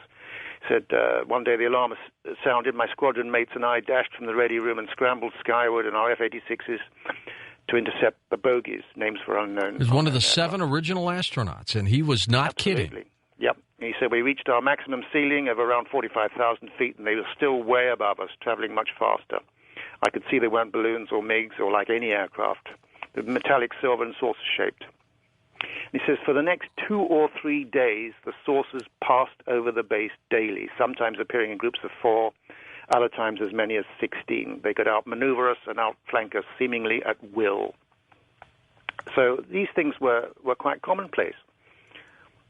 This time period, 1950 to 59, I also used to remember reading books and stories later on because I was born in 50, but later on into the early 60s. Frank Edwards, great reporter. Oh, sure. Did a superb job at that time. It kind of reminds me of you, Timothy, in that, in terms of an evolution of the progression of UFOs and extraterrestrial investigations, he was one of the first. Absolutely. My work was inspired initially by Donald Kehoe, for whom I have enormous respect. Yes. That's how I got interested back in 1955. I still cite his work in my books, and that of Frank Edwards, for whom I had enormous admiration as well. Donald Kehoe. Superb journalist. Kehoe at the time head up the National Investigations Committee on Aerial Phenomena. NICAP, that's right. Yes, until it was infiltrated by the CIA. and disbanded eventually, Yes. right? Yep, sure. I remember that. I mean, as a kid, I joined as a little member, and I got my card from them, and it was based in Washington, D.C. That I'll always remember. Yes, absolutely. It was. I don't think any group in the world has ever succeeded as that one had done to get the subject across to the people, and with such fantastic support from military officers, retired and sometimes current. Amazing. They had heavy hitters in that organization in those days. Absolutely, all sorts. So this was a time period, I think, where UFO reports, sightings, and encounters might have been at their peak, 50 to 59. What do you think? I think so. Since that time, it's sort of less. There's more pockets of events in a shorter period. This was just going on and on, day after day in the 1950s. There were sometimes sort of lapses in activity, but generally speaking, there seem to be much quieter periods. Don't there these days? That's for sure. I mean, because there's no doubt that during that period, something was happening because there were too many military pilots, too many commercial pilots reporting these very strange and unusual lights. There was too much interest by government and with individuals, and even newspapers of this era reported on, sightings where newspapers today, they really won't handle it. I mean, you've got to land on the White House lawn before they're going to do a major story on this. Yeah, and it's quite clear that even people that you might think would have a need to know about what was going on at the time did not, including Major Cabell. He was head of Air Force Intelligence in 1950-51 area, and there was a top meet, according to Ed Ruppelt, who was, headed up Project Blue Book. Project Blue Book. There was a top-secret meeting held at the Pentagon to discuss the UFO situation, presided over by General Cabell and his entire staff. And in his private papers, Ruppelt reveals some astonishing information that he obtained, that Cabell just went absolutely bananas. He said, I want an open mind. I order an open mind. Anyone that doesn't keep an open mind can get out now. And he asked about the results of the investigations to date of several good sightings, but telephone check to Air Technical Intelligence Center showed they'd been lost. No one could ever find them. And he went purple in the face. He said, what do I have to do to stir up the action? Anyone can see that we do not have a satisfactory answer to the saucer question. He demanded that the project be reorganized because directives weren't being followed. And he looked at his staff of colonels for a long time and said, I've been lied to and lied to and lied to and lied to. I want it to stop. I want the answer to the sources, and I want a good answer. And it's very interesting that he cited the Mantell case when the incident in January 1948, when Captain Mantell lost his life pursuing a UFO, and he said that Cabell said he'd never heard such a collection of contradictory and indefinite statements, and he had a great deal of doubt in his mind that the sources were all hoaxes, hallucinations, or representation of known objects. And I love this. He took a swing at the Project Grudge report, which you may remember, which was largely sort of reinforced by the negative conclusions of Alan Hynek, saying that it was all explainable and so on. And boy, did he change his tune later on in life, didn't he? Yeah. And this is what General Cabell, head of U.S. Air Force Intelligence, he described it as the most poorly written, inconclusive piece of unscientific tripe that he'd ever seen. I have got to ask you in the moments we have before the break about the U.S. Army soldiers that were firing at a UFO during the Korean War and they were irradiated. Absolutely, yes. What happened here? Well, this, I haven't got the details in front of me, but I shall find them presently. But an unknown flying object appeared in this area of Korea during an exchange, and of course the U.S. Army guys were convinced that this was, something Korean, so they let rip. They started firing at this thing and actually managed to strike the object. And it could be heard, the rounds clanging against this thing. Yeah. I don't have the details in front of me. I wish I could find them, George. But what happened was, the upshot was that the craft started behaving in a very erratic manner, and a beam of light came towards the soldiers. It irradiated them. They became very ill with what I can only describe as a type of radiation sickness, and they were debriefed about it, and some of them soldiers were taken away to hospital. A very serious incident. This time period now, from the 60s on, became very interesting, very fascinating in the UFO field. There was almost as if a change by the mindset of these extraterrestrials, yet we continued to try to fight with them, didn't we? Yes. This was the problem. Quite obviously, it was dangerous to go shooting at these things, and most air forces were aware that there's a likelihood that the pilots would lose their lives or the plane would disappear or whatever. But the instructions still went out. Why? I think I can understand why.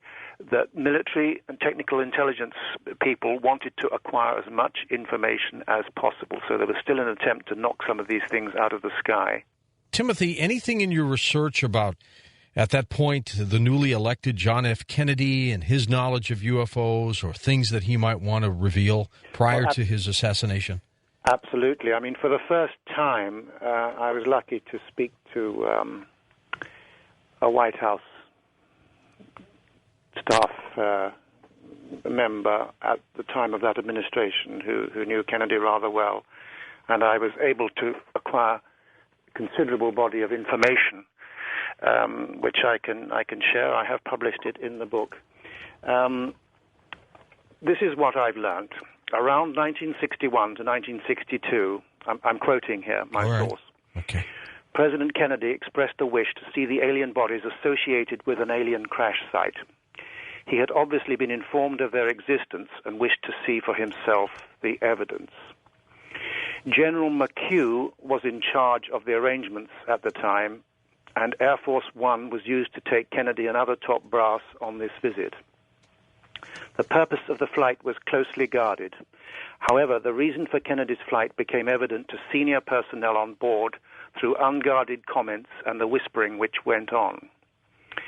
Remember that even the pilots were members of the White House staff, ex-military and trusted implicitly. Originally, the alien bodies were located at Peterson Air Force Base and later moved to Tyndall Air Force Base, Florida, near Pensacola. These comments are from the horse's mouth, a person who was close to Kennedy at the time and a member of the White House staff.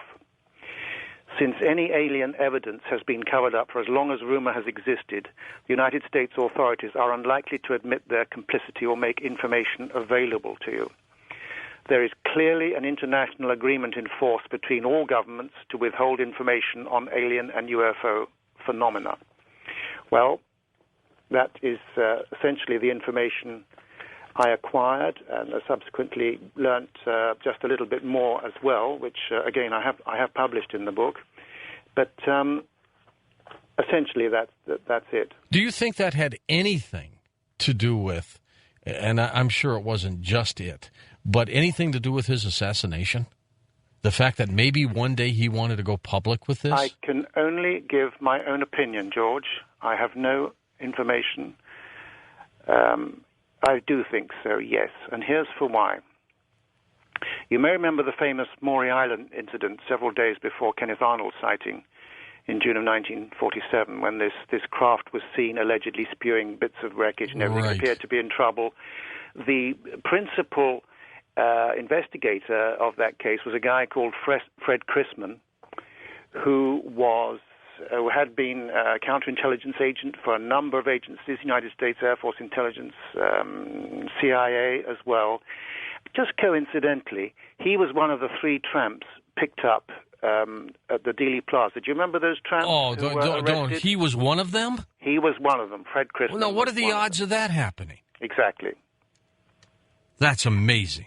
and he was heavily into counterintelligence involving the UFO subject. So I've just mentioned that as an aside in the book, in the reference section. I also wonder, Timothy, if on that plane flight to go witness the bodies, the creatures, if Kennedy brought Marilyn Monroe with him, because there have always been rumors that she was going to say something, and that's why they possibly did her in.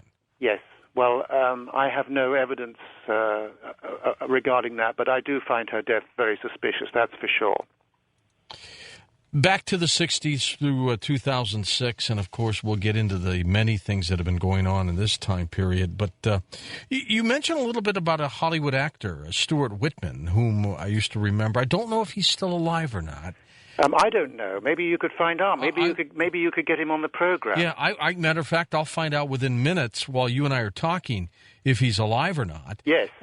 But he communicated with UFOs. Yes, this was during the famous power cut. Do you remember? That was in 65. 9th of November, 1965. Yeah. It was definitely caused by UFO activity, in my opinion, and it was the opinion of professionals like Dr. James MacDonald, for example, as he pointed out in a hearing before the House Committee on Science and Astronautics, that how a UFO could trigger such an outage on a large power network is not clear, but this is a disturbing series of coincidences because that there were UFOs seen at that time. Anyway, Whitman was alone in his hotel room in New York City during that blackout, and he says he was awoken just before dawn by a whistling sound. I think he said it was similar to a whippoorwill. And two strange objects could be seen outside of the window, and one of them was orange and the other blue. They gave off strange luminescent light, so I couldn't see if they were portholes or what. Then I heard them speaking to me as if they were on a loudspeaker. They spoke to me in English. It may not have been audible to anyone else. I was probably tuned into the right wavelength. They said they wanted to talk to me because I appeared to have no malice or hate in my soul. They said they were fearful of Earth because Earthlings were messing around with unknown quantities and might disrupt the balance of the universe or their planet. They said the blackout was just a little demonstration of their power and that they could do a lot more with almost no effort. It served as a warning. They said they could stop our whole planet from functioning. They asked me to do what I could to fight malice, prejudice, and hate on Earth, and then they took off. I felt elated. I wasn't even shocked. I was standing by the window and awake the entire time. I don't know why they picked me as a contact, but I'll swear off a Bible that I saw them out there and that they talked with me. He's 80 years old, so he's still alive out there. Great. Maybe we'll try to find him. That Please. would be an incredible story. Yes. I will try, and we'll get him on the program. During the 60s, what events for you, in terms of what you investigated, stand out the most? Oh, goodness me, George. There was so much going on at that time. You remember we talked about the 1950s. There were spasmodic gaps in the 60s, but, 1965, I was in South America touring with a symphony orchestra at the time, and all the papers had headlines about it. They were all over South America at that time and other parts of the world. 67, I think, was a watershed year, no question. Things quietened down in 66, but generally speaking, 1967 was a bumper year all over the planet. I don't know which one to single out, though, but just so many. Well, then I'll ask you a few questions about some. Did you ever investigate, in this area fascinates me, underwater UFOs? Oh, absolutely, and I've got lots of those in the book. And I think for the first time in any sort of substantial degree, sightings by naval observers, naval officers, Chilean Navy, naval officers, Royal Canadian Navy, United States Navy, and the Soviet Navy. And those kind of reports kind of increased in the 1960s and 1970s, and we tend to overlook them. Most of this planet is sea. 2/3 Sure. of the planet is water, and there have been an awful lot of things. The United States Navy is sitting on a vast amount of information. They've released barely anything, but I have spoken to naval officers who've had the most incredible sightings, like Jim Kopf in 1971. who held top-secret crypto clearance at the time, and he's confirmed that in 1971 a huge UFO was observed above the deck of the aircraft carrier, the USS John F. Kennedy, and in 1971, and it disrupted all operations on the aircraft carrier, paralyzing communications. Normally aircraft carriers carry like an interceptor on board to intercept unknown craft. The Phantom jet, the F-4, could not get off the ground. Engines wouldn't start. Electrical breakdowns, malfunctions, the whole lot. This was only seen. Jim Kopf is the guy's name, James M. Kopf.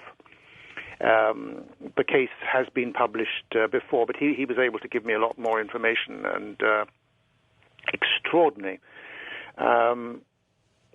that relatively few people actually saw it at the time. It was at the end of an exhausting exercise in the Caribbean at that time. It was somewhere in the vicinity of Cuba, I think, where the event happened.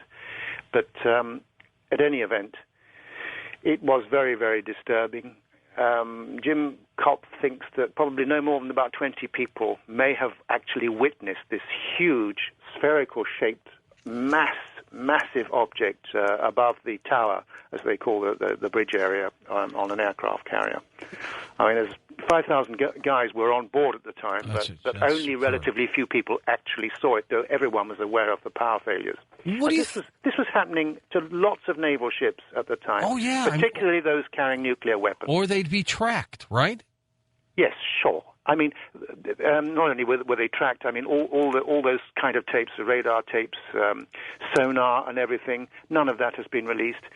When entries were made into the logbooks on an aircraft carrier, I think there's probably at least two there's different logbooks.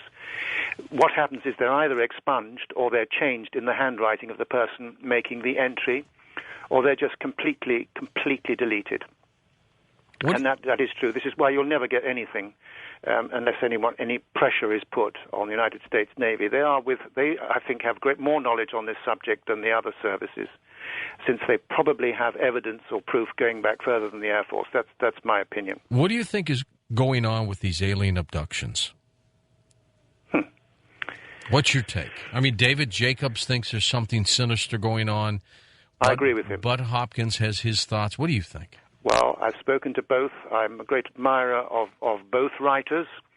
I think, although some of the abductions have definitely been benign, I do feel there is a sinister element to what has been going on. I don't speak just from what I've read, but from my own personal experiences. It's not generally known, and I haven't really discussed this in my books much. And certainly I haven't discussed my quasi-abduction experiences at all, either on the airwaves or in a book. No, but that's true. Except from the fact that I have had on hundreds of occasions, I've suffered from night paralysis, and it's got nothing to do with the official medical explanations, because I've shared that experience with for example, a girlfriend at the time was experiencing it. I have always fought against it. I have always, as far as I know, managed to get out of it. It is definitely accompanied by a very sinister feeling, I have to say. I do not, certainly in my experience regarding abductions. Let me quickly give you the most recent episode, George. Okay, please. Only twice in my life have I actually seen anything or experienced any quasi-abduction experience. And in March of this year, I went to sleep, I remember, at 5 to 1. The next thing I knew, I was out on a road somewhere looking up at a triangle in the sky with white lights along each rim. It looked as if it was stuck in the sky. It was dark gray. I couldn't see stars or anything, but I could feel the night air on my face. I don't know where it was, and suddenly I felt myself being drawn up into the craft, and I just gradually resisted the paralysis feeling, and I shouted out for help. And I woke up at 1:05. So whatever that was, I don't know, but it was very real, and I did not get a good vibe from that at all. That's the first time I've discussed that publicly, by the way. Yes, it is, and thank you for sharing that with us. You mentioned earlier this 1978 case of the young pilot who was in his small plane. He saw a disc.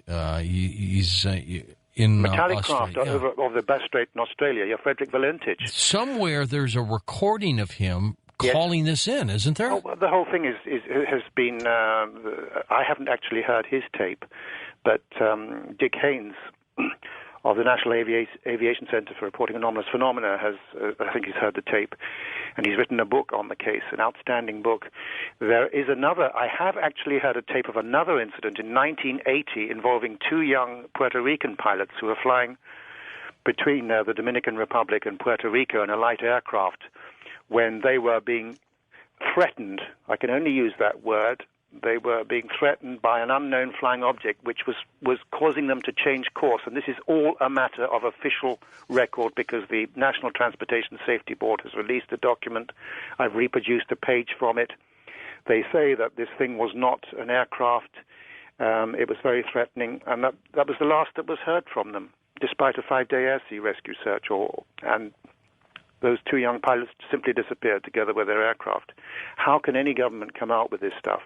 But they have, because the actual transcripts of some of these incidents has been released. Can you help us get a copy of this tape of this individual who disappeared in Australia? I don't have a copy of it, George. The only person I did just hear it, but I wasn't allowed a copy at the time. But I know that Jorge Martin in San Juan in Puerto Rico has a copy of that. Whether he's likely to make it available, I don't know. But I would think certainly the National Transportation Board must have something on it, or the San Juan International Airport officials might help you there. That would be incredible. Mm-hmm. I mean, absolutely. And what about Haynes himself? Might we be able to get it from him? You could ask Dick, yes, sure. Okay, we can track him down. But we're in this time period now. What's going on in the field of ufology, Tim? Well, events seem to be fairly spasmodic. I mean, unless you sort of follow the internet rumors and numerous alleged videos of UFOs and things, some of which are genuine, I'm absolutely sure, but most of which is really not to be discarded, I think. But there seems to be a lot going on in South America, but events in this country appear to be very spasmodic at the moment. But I have highlighted some very disturbing cases, talking about harassment of aircraft and a threat to aviation safety in Northern Ireland, in Dublin, in the Republic of Ireland, starting in January 2004, I have case of, for example, an Aer Lingus Boeing 737 on its final approach. According to a British Midland Airbus pilot 5 miles behind, could see a large triangular object rose up from the ground and harassed this airliner, causing the outside air temperature to go up to 164 degrees Celsius, causing the plane's wings to be damaged. He couldn't operate. The air brakes were damaged as well. The plane landed safely, thank God. This was in the evening. 2 hours later, another similar incident occurred involving an identical-looking triangular-shaped craft which harassed another airliner on its final approach. So there you have these cases, all officially denied, but very, very disturbing for governments. But they do. It's not common. I hasten to add, it is not common. These reports that these beings that people are being taken by these craft. Yeah. Where are they taking them? I mean, are they taking them back to their planet? Are they dissecting them? What are they doing with them? I don't think they're dissecting them. Let's hope not. Short answer, George. I don't know, but I think it's quite obvious that hybridization is a very, very strong part of their agenda. Do they? But I would just wonder. I mentioned earlier I might go further, but I have a feeling if there's something more sinister going on, they might be after more than just sperm and ova. So think about that. That could be. That could very well be. Timothy, we've already gone through another hour. This is a remarkably fast night. Timothy, is there a single most compelling story that you've uncovered with your investigations that just continues to baffle even the best of them? Well, I don't know. I suppose recently the most interesting one for me, at any rate, which continues to baffle me in many respects, is the case involving the so-called Amicizia group. It's an Italian name for friendship, which was founded, if you like, way back in 1956. And I've met some of the principal protagonists who were actually involved in a series of contacts with extraterrestrials, which started then in 1956 in Italy and other countries in Europe, and continuing until relatively recently. And some of those people are highly qualified, very credible. The beings they encountered varied from very short beings, not your typical greys by any means, but very short beings, to beings of up to 10 feet tall, which of course sounds incredible, but the tallest man on Earth is sort of nearly 8 feet tall, if not more, I believe. So it's not, but it's full of farcical elements, but also a great deal of information and disinformation. And this group, it's loosely called Amicizia. It's because of the people that are involved with the group, including the ETs themselves, who communicated with hand-picked extraterrestrials from many different walks of life. I mean, I'm talking about engineers, scientists, specialists in various scientific disciplines, university professors, and military people. This has been going on for a very long time, and you don't hear so much about it now, but as I say, I have investigated it pretty thoroughly, and there's a great deal that still baffles me. I'm trying to learn, but it is quite extraordinary, I have to say. And for me, that's the most extraordinary event that I've learned recently. Didn't you write a book about George Adamski some time ago? I did indeed. That was in 1983. My co-author was Louise Dienstag, a cousin of Jung, the great psychologist, and it had a foreword by Lady Falkender, who was the personal and private secretary to Prime Minister Harold Wilson many years ago, and she contributed a foreword to it. And I still stand by a lot of what Adamski said. I think he was absolutely on the ball. Later on, he became, I think, misled by certain people, perhaps from certain extraterrestrials. We don't know. He said there was a conflict going on and that there were some dangerous species around, and this is exactly what is mirrored in the Amicizia reports.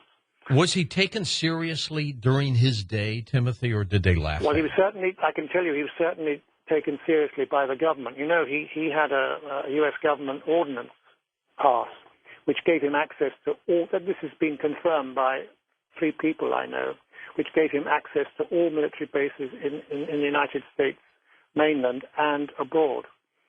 And I know that he visited Kennedy in 1963.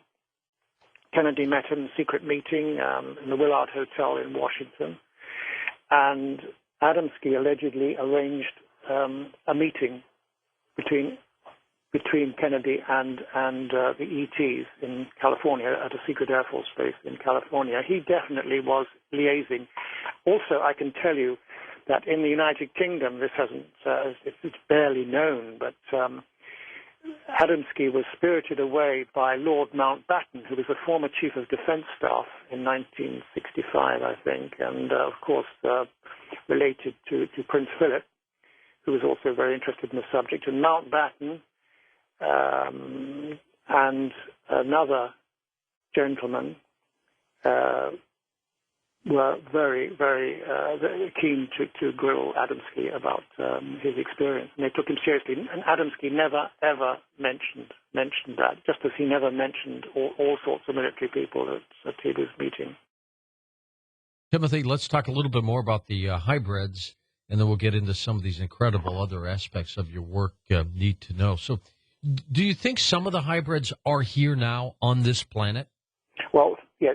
First of all, George, I've not really discussed hybrids in Need to Know. If I ever get down to writing another book, which I hope to one day, I shall certainly go into this in some detail. What I learned, as I said in the previous slot, was that my information does go back 20 years or more, but what I have learned from an ex-military source, I think, is extremely important. What I have learned about these so-called greys, if you like, who are one of a species that have a vested interest in this earth, is that they have or had a long-term plan to create a race of alien human hybrids, as I said earlier, allegedly to make us more peaceful. But their true purpose is to create a passive human race incapable of violence by eradicating the human emotions that enable us to survive, thus setting us up for conquest. And I'm told that even the U.S. president has been abducted, don't ask me which one, as well as the chairman of the Joint Chiefs. Interestingly, the creatures usually prefer to impregnate human females artificially with their male seed. And the wombs of alien females are tiny compared to those of human females and cannot accommodate transgenic fetuses for more than 2 months, allegedly. The human womb is the receptacle of choice for their cross-breeding program. Cross-species copulation is a rarity, thus artificial insemination is used. Crossbreeding and genetic experiments apparently have been on a colossal scale, possibly including wayward bacteria and viruses, though that is doubted by those in the military who are dealing or have dealt with this thing. Now, you mentioned panic, George, I think, earlier. Absolutely. What I've been told is that these beings the creatures are well aware that panic would ensue were they to reveal themselves openly. But they can't chance that because they would be in danger. They are not invulnerable, apparently. And since the ball is in their court, those in charge of this hybridization program are playing a waiting game. Sorry, those in charge of the program, the hidden government, if you like, are playing a waiting game. Every world leader who has been exposed to this problem feels the same way.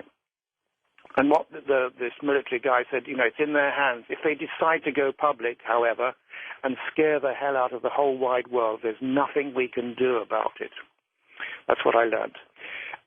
Now, in this regard, it's interesting that I think it was last year, a local newspaper in Jordan reported on its front page that flying saucers flown by creatures 10 feet tall had landed in the desert town of Jaffia.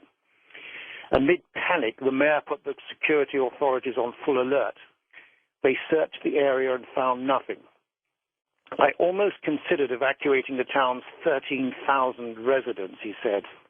Students didn't get to school. People were scared the aliens would attack them. It was, of course, an April Fool's joke. But I think this year, actually. But it does go to show that panic is still a factor to be reckoned with. Well, it sure is. And I've learned also that regarding these creatures, the abducting ones, although they know more about human physiology than we do, human psychology remains a mystery to them, which I think is perhaps just as well. And as I say, always let us not forget that by all accounts we do have allies also based here on planet Earth who do have our best interests at heart.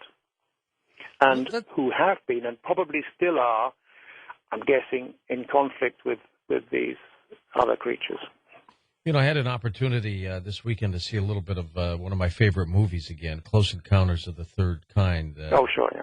Cable network was showing it, and we had Richard Dreyfuss on the show a little more than a month ago, Timothy, just for a bit, and he's going to be back on in the studio when I get back to L.A.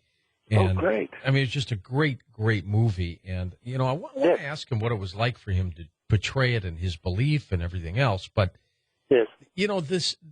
This feeling of government communication with ETs has been so widespread, has been reported for years. Mm-hmm. How widespread do you think it is, that relationship? It's really not that widespread, George. It is highly restricted to people in the military, largely, and scientific intelligence community.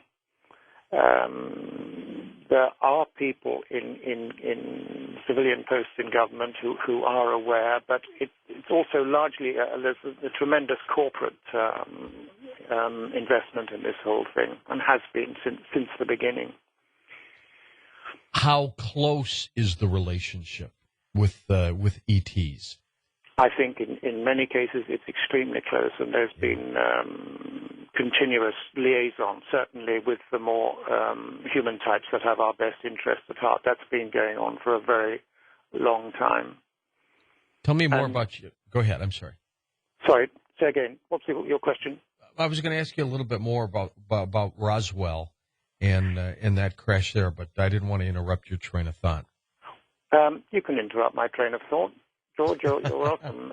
Roswell. Well, I think there's so much talk about Roswell, so many books on it now. Everyone has different opinions and things, but it certainly happened. And what more can one say? So many military civilian witnesses have come forward, and some of generals have even highly qualified military personnel, like General Jabos, have signed affidavits saying it happened. I don't know what more people want other than nice photographs of aliens and details of communications and so forth, but I'm sure that will be forthcoming in due course.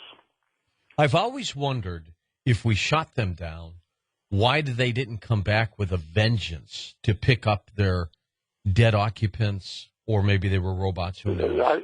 There was one case I was told about by a military source, the same military source that gave me that information I recounted earlier about the hybridization program, that there was an incident when the aliens actually demonstrated. I think the demonstration was over Farmington in New Mexico in the late 40s, early 50s. I forget the exact date. There was a famous thing when there were hundreds of these things seen in the skies.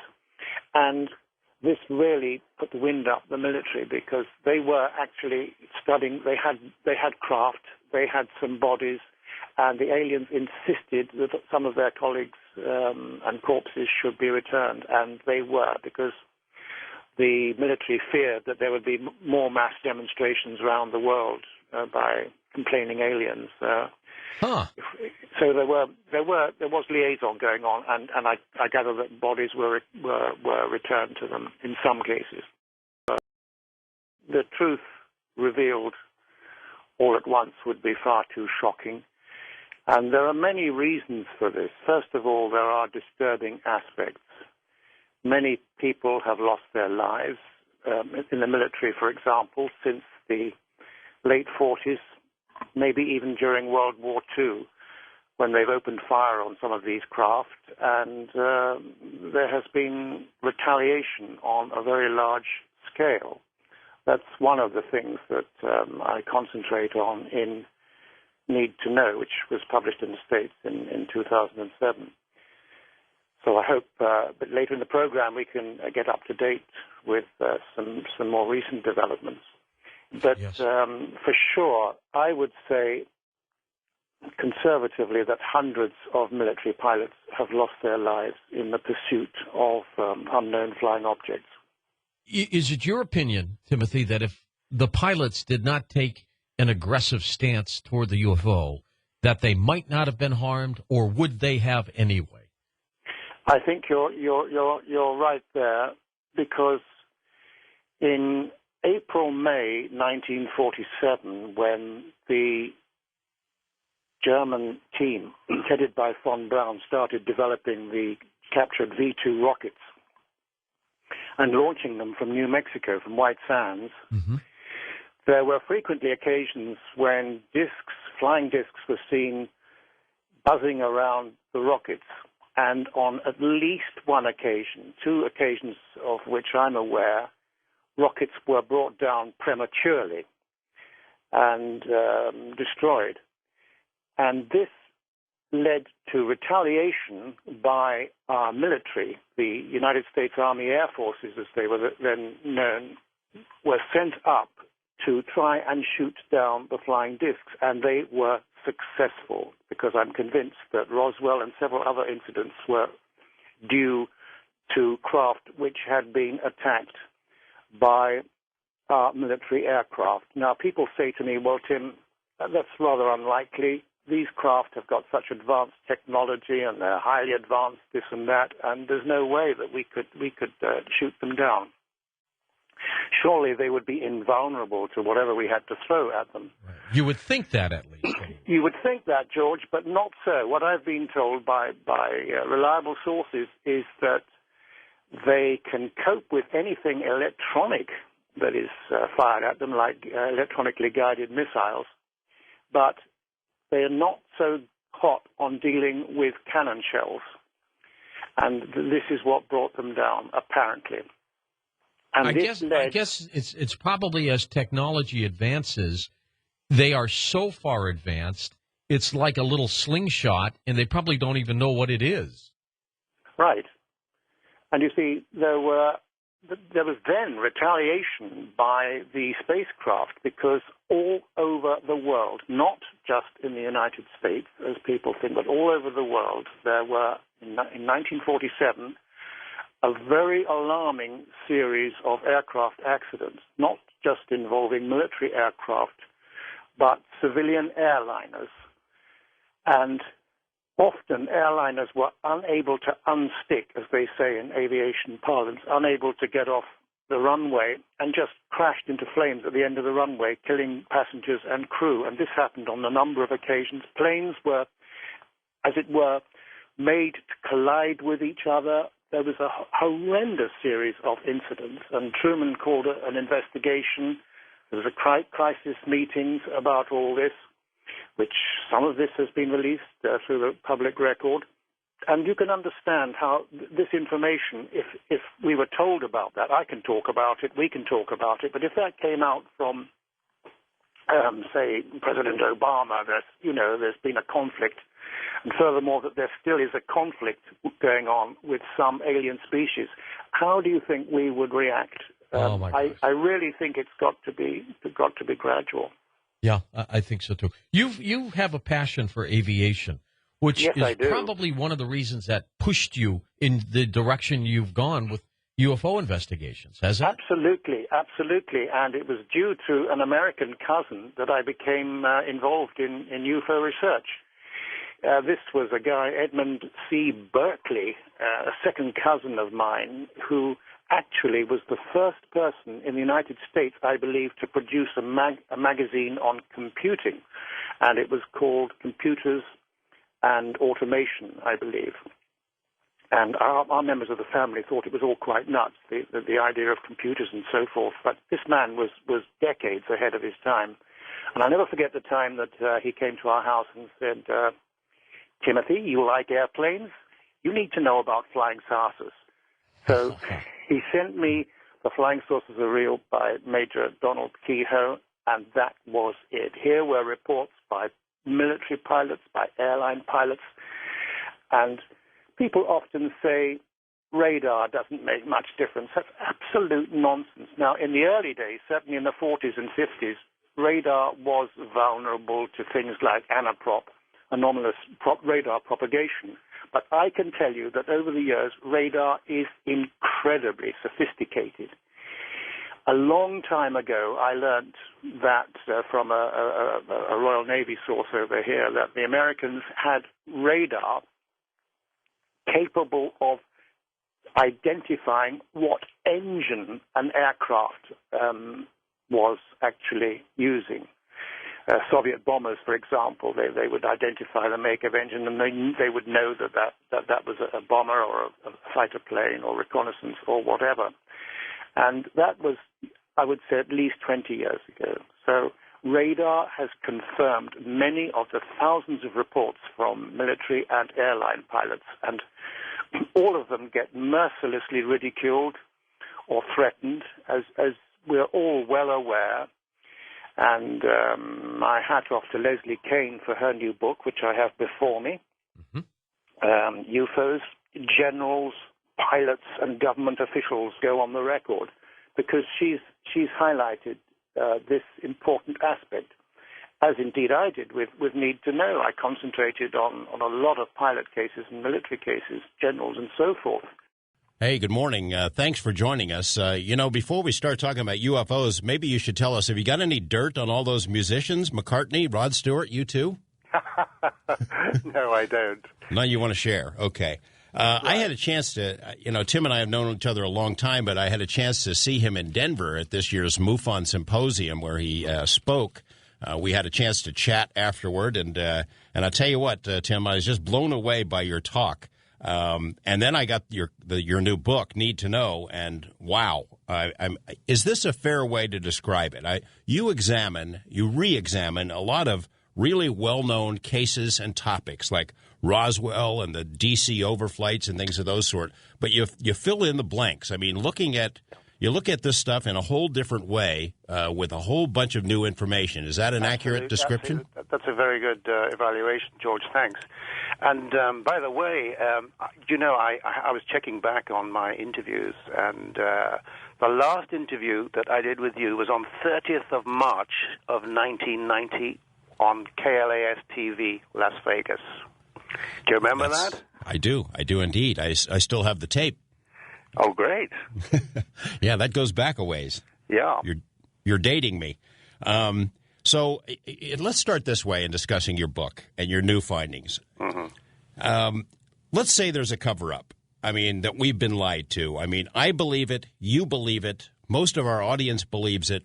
Now what, though? I mean, how does it make a difference in our everyday lives once you reach that conclusion? And what do you do with it? It's a very good question, George, and I've pondered about that over many years. One thing I have sort of come to the conclusion is that how many of us who are in favor of full disclosure seriously consider that those elements of the government, and they are few and far between, relatively speaking, in the United States government and elsewhere, who are in the know, do you seriously think we are going to get the whole picture if they do come out with what people assume might be the truth? I seriously doubt it. It's going to be spin. So I don't think that unadulterated disclosure is really going to do that much good, quite frankly. Well, as if it would ever happen anyway.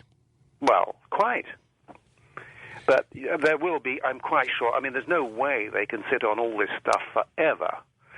So they've got to say something, maybe periodically, maybe, as Nick Pope has suggested, it'll come out through the SETI program. Hey, guys, we've really discovered there are Earth-like planets, and we seem to have detected some communications between them, and there may well have been visits here already, and that sort of thing, and sort of kind of casual. Dribble it out a piece of it at a time, which is a lot of people believe that's the way it's going now. Well, that's what I have been told by my sources, that gradual disclosure is the wisest agenda, and I might not have gone with that 20 years ago, but now I think probably that is the best way for the sake of all sorts of situations. The economy. You can imagine the stock market, just general sort of pandemonium. Hey, what are these guys doing here? Are they hostile, and so on and so forth. So I think it has, and the church, of course, is another thing. The religious aspects of this subject must never be overlooked. I mean, the church is going to be profoundly affected by all this. You know what happens when what happens. I'm sorry to interrupt you. No, go ahead. What happens when people like yourself or me express some reservations about anything short of total and absolute and immediate disclosure? Mm-hmm. People jump up and down and pound their chest and point at you. And, I would imagine there are people listening to this program now who say, we deserve the truth, we need to know the truth, and nothing short of full and immediate disclosure is going to do. But as you and I have chatted privately, when you've been in this stuff for a long time, you start thinking about it, and there would be repercussions, there would be consequences, but that's a tough one for people to swallow. Some people who sort of have the religious fervor about UFOs, Yeah, I agree. Tim, I want to go over. You sort of rewrite ufological history. I was particularly stunned by this document, this telegram that you dug up regarding Benito Mussolini. Tell me about that.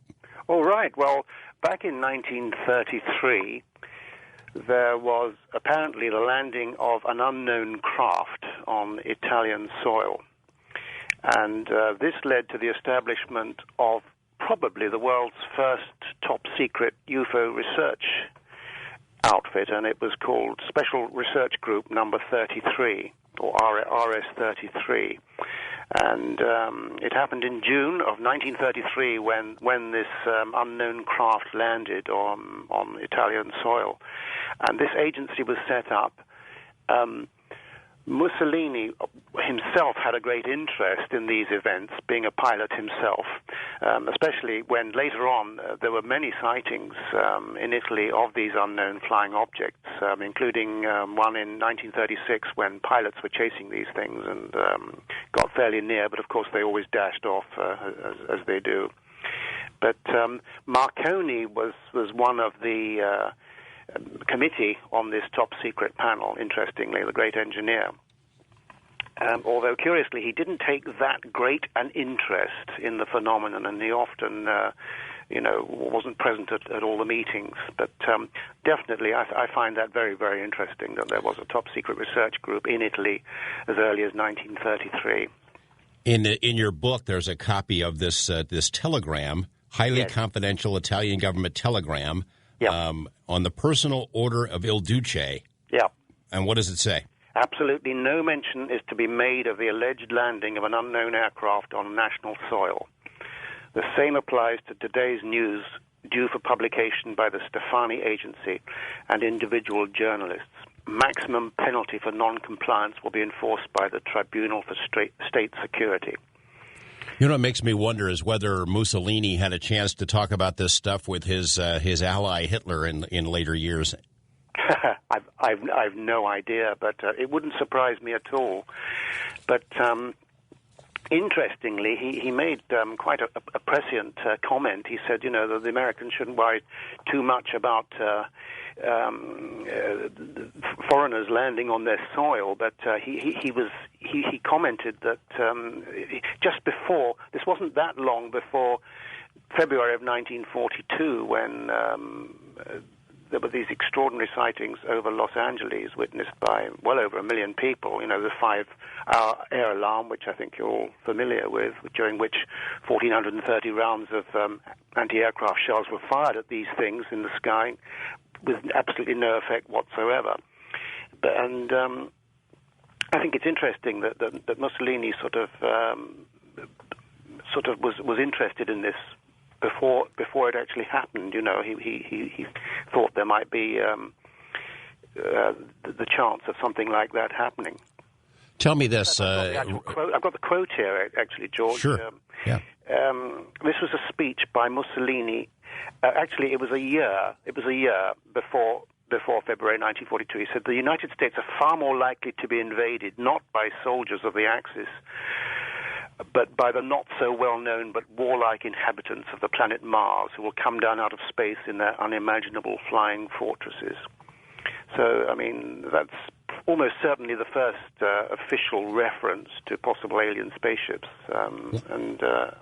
As I say, it was prescient in that a year later something like that happened. And it did lead, as you were mentioning before the break, to a conflict situation which continues to this day with some alien species, I am absolutely convinced.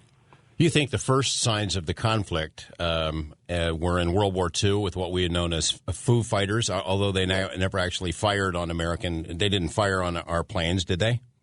Did they interfere with our planes then? What I can say is that certainly there were, when we talk about Foo Fighters, people think in terms of sort of amorphous blobs of light that followed aircraft, particularly during bombing missions, and sometimes stalled the engines. They certainly did that with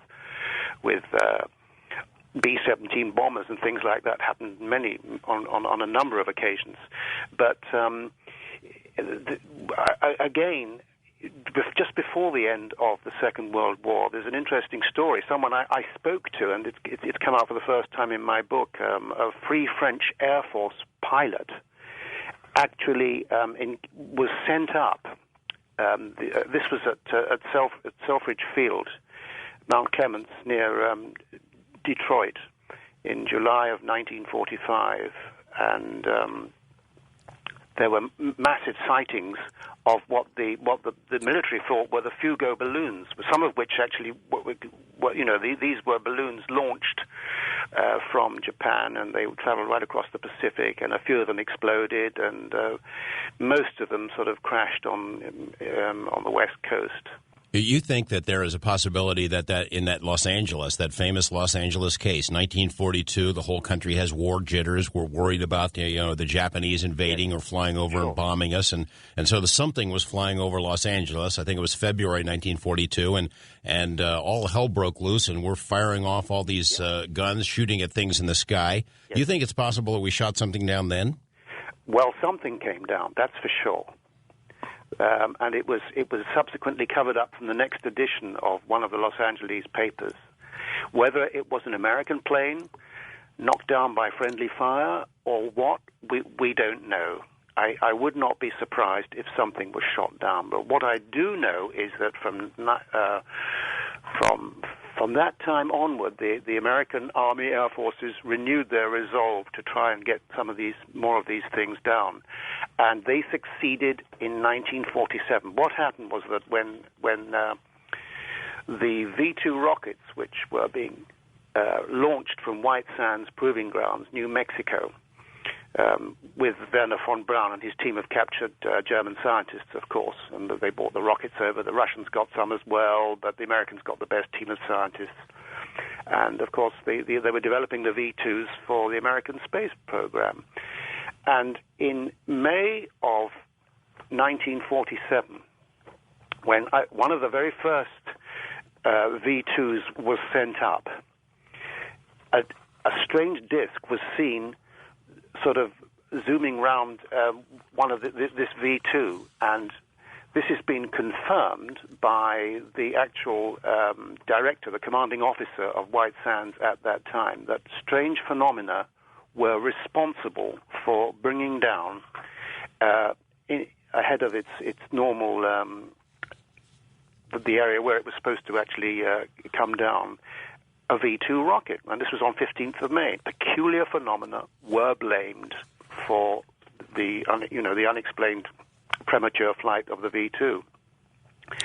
And this led to a renewed resolve to try and bring more of these things down, and they did succeed.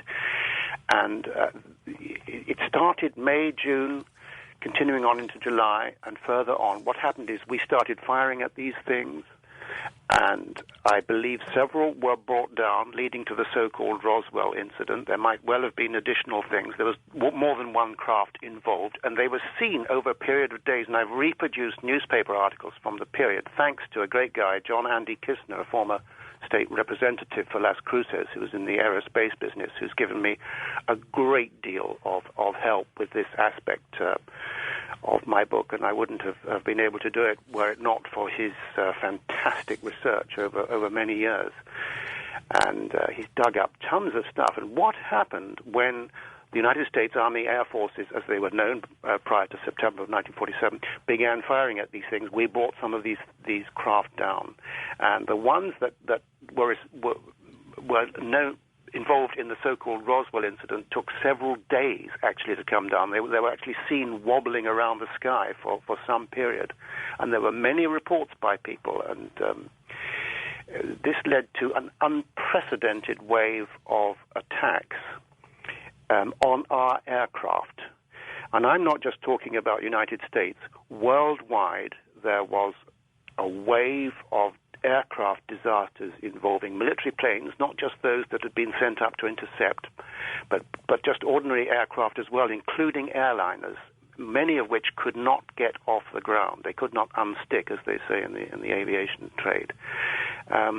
And the official explanations were that these aircraft were simply running out of fuel. Well, you don't get that many planes running out of fuel after they've just taken off. And this was worldwide, hundreds. And I've cited probably about, I don't know how many, maybe 50, 60, something like that. But there were hundreds all over the world. And Truman ordered an inquiry. The government was panicking about this situation, and I'm convinced that's because it was retaliation by some of the UFOs for the fact that we'd shot down some of their discs. Yeah, it's a very disturbing account when you look at all of these newspaper clippings, one right after another. Yeah. At this time period, round the world series of plane wrecks kills 180 in the Las Cruces Sun, New Mexico, and then a follow-up in the New York Times. Tim, you essentially believe there was a shooting war, and you look at these headlines about all these crashes, and it's before, during, and after the Roswell thing. So essentially, you're saying Roswell was one incident of many. Well, I don't know how many recoveries there were, George, but I certainly think there were some during the First World War, which I've mentioned before. In fact, I've mentioned in previous books, but I've added a few more. There was certainly one in that came down in New Mexico in August, in the late summer of 1945, which I've discussed briefly. Came down in a little town of San Antonito, near San Antonio, New Mexico. And this was taken away by the Army. And there have been other instances, one in Ohio in 1944. Whether these were shot down or not, I do not know. But Roswell was not the first. But you're talking about the evidence. How can we prove this? Well, I think the proof is contained in many of the newspaper articles of that period, the contemporary news articles from local papers to the New York Times. I mean, this was worldwide. There was a situation that pilots were reporting discs in the sky. There were accidents happening all the time around that period, many of them completely unexplained. And incidentally, later on, we might come to this, but the official U.S. Defense Department accident statistics, which I've got thanks to Richard Hall, Richard H. Hall, the great investigator, who was given them by Dr. Olevo Fontes. There were something like, off the top of my head, I can't remember exactly, but from 1952 to October of 1956, there were about 1,700 unexplained accidents involving interceptor aircraft, of the type that would be used to chase UFOs, just from that period. So if we were to look at the records, the way to prove it would be to look at the military records of these many, many accidents, and I think it would be very, very interesting indeed if we can get all those. Let's focus on Roswell for a couple of minutes. You write in your book that from the outset, Roswell has also been the subject of an intensive counterintelligence campaign using every conceivable trick or tradecraft by fair means or foul, such as threatening and discrediting witnesses and fabricating counter evidence. That's right. That's pretty tough to cut through it, because these guys who do this stuff are good at it, aren't they? Well, of course, it's their profession. You know, counterintelligence, for example, the Air Force Office of Special Investigations, OSI, has been involved for many, many years. And there are thousands of people involved in counterintelligence deception programs to put out false information and discrediting witnesses and so on. It still goes on, and it can be very, very effective indeed. Also, you have the media can be influenced by people in counterintelligence. It's called perception management. We call it news management over here. It's rather sort of devious method of doing things, but it is done. If spin is another word, just altering a few facts, discrediting witnesses. It's quite easy, and it's very, very effective. You know, what's amazing to me, you've dug up all these newspaper articles that have just never been mentioned in this context before, that sure seemed to paint a pattern right before Roswell that things were going on in the sky that could have been related to this crash. I mean, one of the things you mentioned in the book is this discrepancy about when Mac Brazel actually reported finding the wreckage that we know today as the Roswell incident. Now, what's the significance of that? Well, I don't know exactly, George, quite frankly, without going through all the the facts and figures and everything. But what I do know is that in around the 26th, 27th, 28th of June, in New Mexico, a number of these disks were seen wobbling around the skies. They were described as sailing or falling objects. And, for example, there's the El Paso Times of 28th of June, which I've got in front of me here, and it talks about conjecture as to whether the falling objects had any relation to the mysterious flying disks which had been variously reported. And in fact, there was search parties were sent from White Sands in attempts to locate the objects or to secure additional information. And of course, they eventually got them. But maybe the rancher was the first to report one of the sites. I think probably that's what may have happened. There were several sites. There's still some doubt about the exact location of the sites. There might have. Some people say there were 2. Some people say there were even 3. There's still some confusion about that, but a lot more information is coming out now. And of course, we have Walter Haut, who apparently signed a sort of like what amounts to a deathbed confession that he himself, he was the press officer for the United States Army Air Forces at Roswell Army Airfield at the time. And, finally, after his death, we learned that he'd actually had a glimpse of the alien beings themselves recovered in one of these incidents. So, the truth is sort of gradually emerging over the years. More and more people are coming forward, and I've introduced several more witnesses, people like the Polish biophysicist, who together with a small team of scientists, of biophysicists from Britain, from France and Italy, and this was a Polish guy, were actually shown at NASA's Jet Propulsion Laboratory back in April of 1977, the JPL at Pasadena. They were taken down to a vault 3 levels below ground and shown in this top-secret area remains of some of the alien beings found in New Mexico. No specifics were given, but this biophysicist describes in great detail his opinion that this was not the skeletal structure that he examined was neither that of a chimpanzee nor a small child, but there was also a large part of the skull that were exhibited in this top-secret room, and I find that testimony very, very compelling indeed. I remember your presentation in Denver that you mentioned this, and I found it fascinating. I think you used a pseudonym for this Polish scientist. Do you know his real name? Dr. Chris. Dr. No, I Chris. don't, but I know who does. And is he still alive? One day I'll get to meet him, I'm sure. You think he is still alive then? Oh, yes. Another, something that sort of separates you from a lot of the UFO researchers is your access to really high-level military folks, both in Britain there and in the United States. And one of those who helped sort of put things in perspective about Roswell for you is someone I've also spoken to over the years. His name is Brigadier General Arthur Exon. Tell me what light he was able to shed on the Roswell mystery. I have to say, George, I never met General Exon. So the I cite information. his testimony. It was Kevin, Schmidt and Randall who were the first to come out with a lot of his information, I believe, and they published that in one of their first books on Roswell. How does it relate to what you've written in this book about Roswell? I think some of it relates very much so.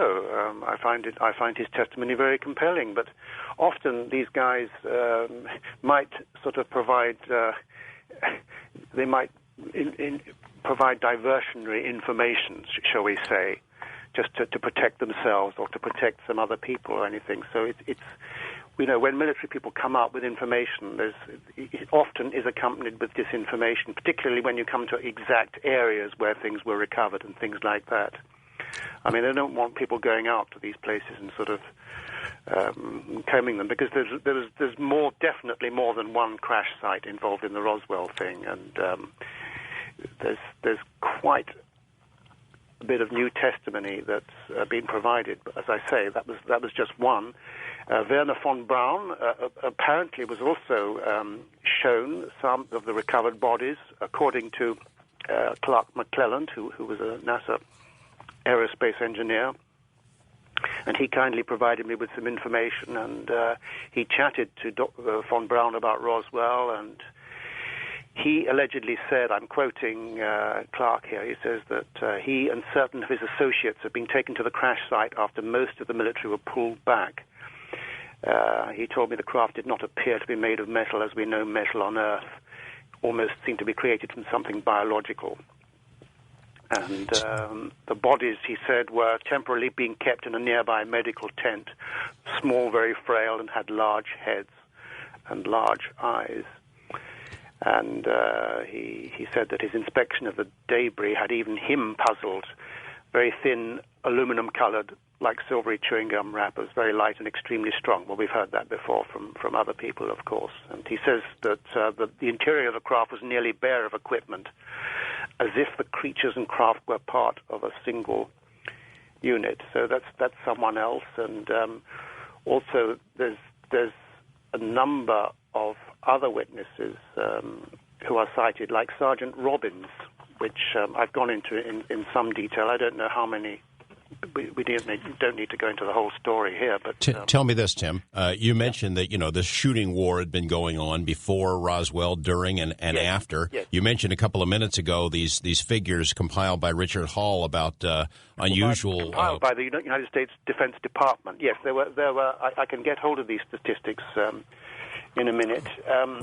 But I mean, the question is how long. I have them here. Yeah. Sure. How long did this shooting war go on? And these numbers indicated that you mentioned earlier that it was from 52 to 56. So I think it continues to this day.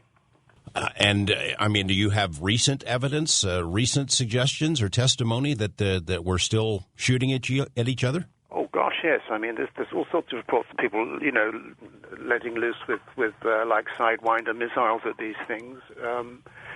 It continues, but I would say generally, for example, in 1998, I think it was in China, Chinese Air Force plane was sent up to intercept a UFO, and he got the thing in his sights, and he requested permission to fire at it, but ground control forbade him to fire at it. So I think probably there's a lot of common sense involved in situations, especially when one realizes that there have been these awful accidents. Tell the audience who Lord Hill Norton is, and yes, well, and what he's told you. He was an admiral of the fleet. He was former chief of the defense staff of the United States government, and he was also chairman of the NATO military committee. He died a few years ago, but he was enormously interested in the subject. He helped me a great deal over the years. He himself had not, and I do believe him on this, had not been exposed to any great secrets about the subject at all. He did all he could after he retired to find out, but and he did discover some things. But it's interesting that someone in a very high position like that, as former chief of defense staff, had no exposure, as they say in the military, to the subject officially, at any rate. Ever any discussion with him or other British military officials about the possibility of, and I don't know the answer to this, I'm just asking off the cuff, but whether or not there is a British Roswell? This question was sent in by one of the listeners, the program a few days ago, but is there any indication that the British military forces tried to shoot him down and may have succeeded? I wouldn't doubt it. I have no firm information myself about that. There are various rumors of incidents, but I have no solid information, to sort of base any opinion on at the moment about that. But what I do know is I'm quite sure there has been a conflict situation, and that it has been covered up. I'm absolutely certain that many British military aircraft have disappeared, pilots never found, aircraft never found, that sort of thing, just as they have in the United States and other countries. Now, I've got these statistics in front of me from the book. There were, from 1952 until the end of October 56, 18,662 major accidents of military aircraft, most of those involving high-performance interceptors of the type that would be used to chase the flying discs. Now, that's an extraordinary number of major accidents.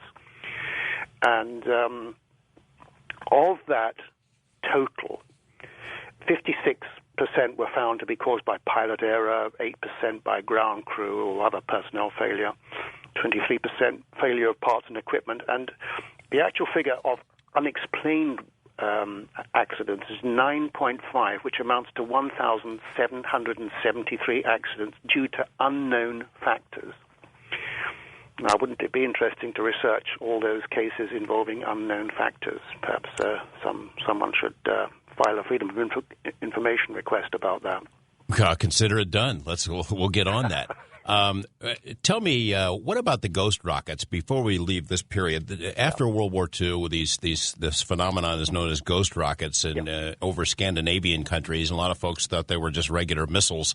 What's your new take on that you express in the book? Well, first of all, my book has a foreword by Bill Gunston, who is one of the world's foremost aviation historians, and he absolutely assures me that whatever the ghost rockets were, they were not Russian rockets using captured German equipment. That was the prevailing theory of the intelligence people and the military at that time.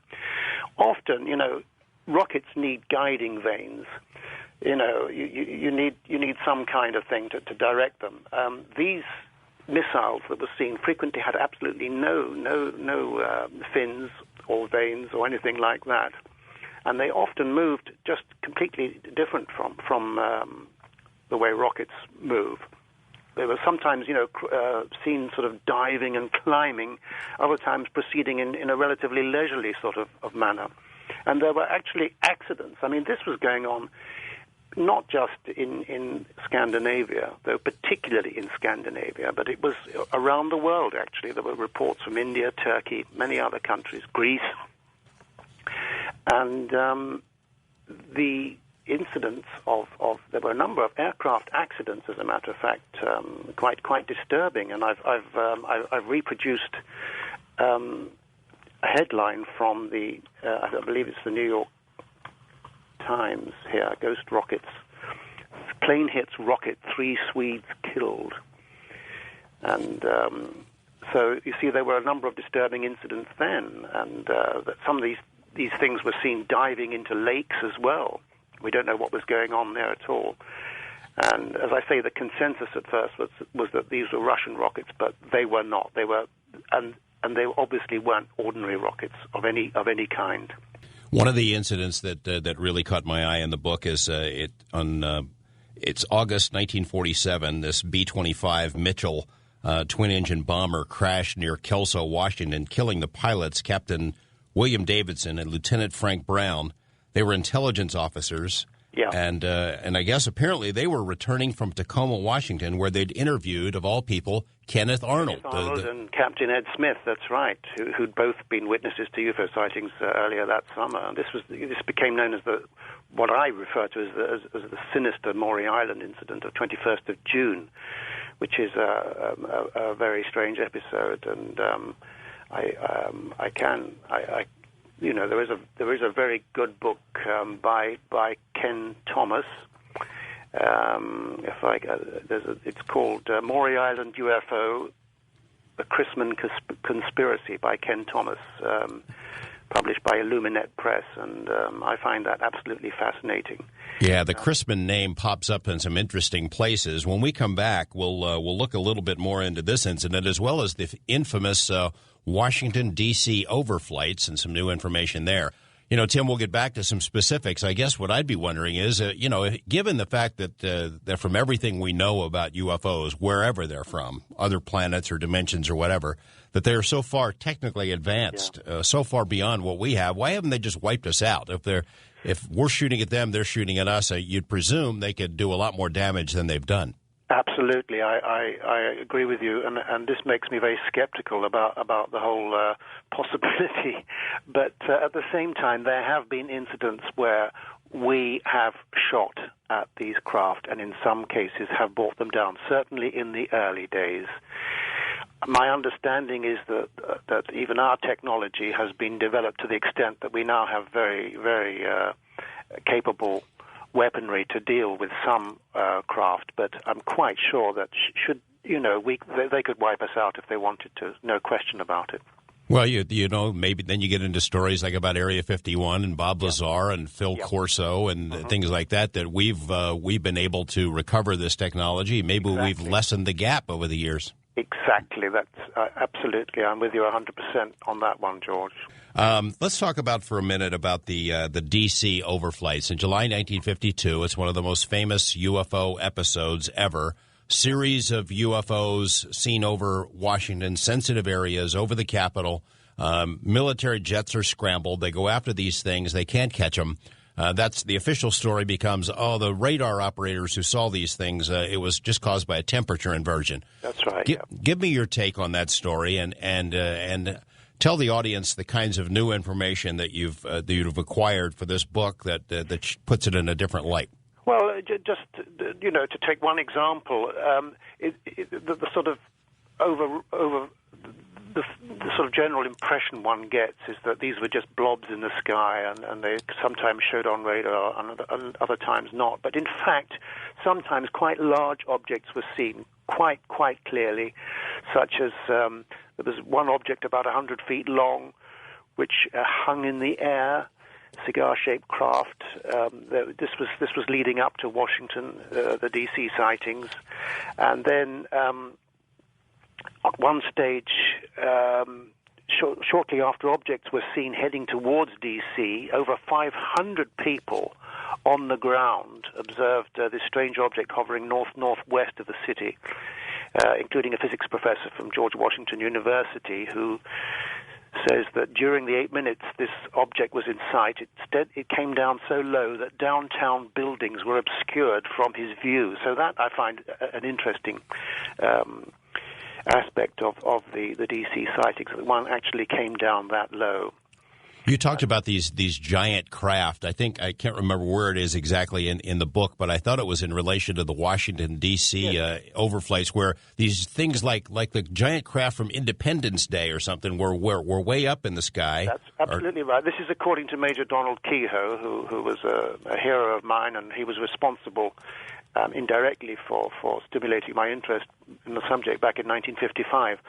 He discovered that during the period UFOs were being tracked in the D.C. area, gigantic objects were tracked orbiting Earth. Two of them, he says, came down between Washington and Baltimore and hovered at around 79,000 feet. And this is what he told journalist Bob Pratt, whom I knew as a very, very good journalist. This is what Kehoe says. I talked with one of the pilots who was in the jet squadron that was trying to get up near one of those things, and he said, I've never been more terrified in my life. Just to look at that thing, you could tell that you'd be crazy to go up there and try and shoot at it. Thank God we couldn't get up that close. Later on, he had a friend who told me, yeah, I was there and I was scared too. I don't know any of the pilots that were involved who weren't scared just seeing those huge damn things like that. But it is sort of like the imagery from Independence Day, those gigantic mile-long ships, and the smaller ones would, You know, I remember reading your book, Above Top Secret, long ago, and there was a photo of Winston Churchill in there, and a quote from him as saying, ordering the Ministry of Defense, I guess, hey, what's the deal on the UFOs? But until I read this new book, I didn't understand the context. His comments were inspired by the D.C. overflights, or was it something else? Yes. It was by the D.C. overflights, absolutely. What does all this stuff about flying saucers mean? What's the truth? Let me have a report at your convenience. That's off the top of my head. It was something like that, and they came back, Prime Minister, don't worry. We've made an investigation in conjunction with the Americans. They were referring, of course, to the top-secret Flying Saucers Working Party, as it was called in Great Britain. Wonderful title, which was established in 1950 for 1 year. They liaised with the Americans, and the object of the exercise, in my opinion, was the Americans were trying to get the Brits to discredit as many, especially the really good caliber sightings coming from pilots. I mean, we had sightings here in the very early 50s, prior to Washington, that there were sightings over Farnborough. Sort of major test pilots were seeing these things at Farnborough, the Royal Aircraft Establishment at Farnborough in Hampshire. And at low level, a craft came right over, I've described this in the book, came right over the airfield, seen by many officers, including these test pilots, on the ground. And this thing it was at about I don't know, no more than 1,000 feet, something like that. And it was metallic. It was making crackling sounds. There was a smell of ozone. There was a humming sound, and so on and so forth. And all the people from the Flying Saucers Working Party came to investigate. They took details very seriously and everything, and officially the report was that the pilots had mistaken just conventional aircraft. So they were discredited. They were absolutely livid when they found out later on when the British government released some of these reports about the British flying saucers.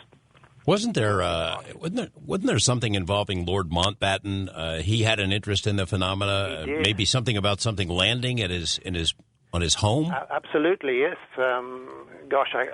This was in the mid 1950s. I think it was around 1955, 56, when, according to one of his staff, a craft came down and a sort of section lowered from it, and a humanoid was seen, and this witness was actually sort of knocked off his bicycle in shock. It was in snow at that time, and he was encouraged to tell his boss, Lord Mountbatten, who came out to the site with him and saw the tracks of the bicycle where it had come down and everything, and Mountbatten believed that story.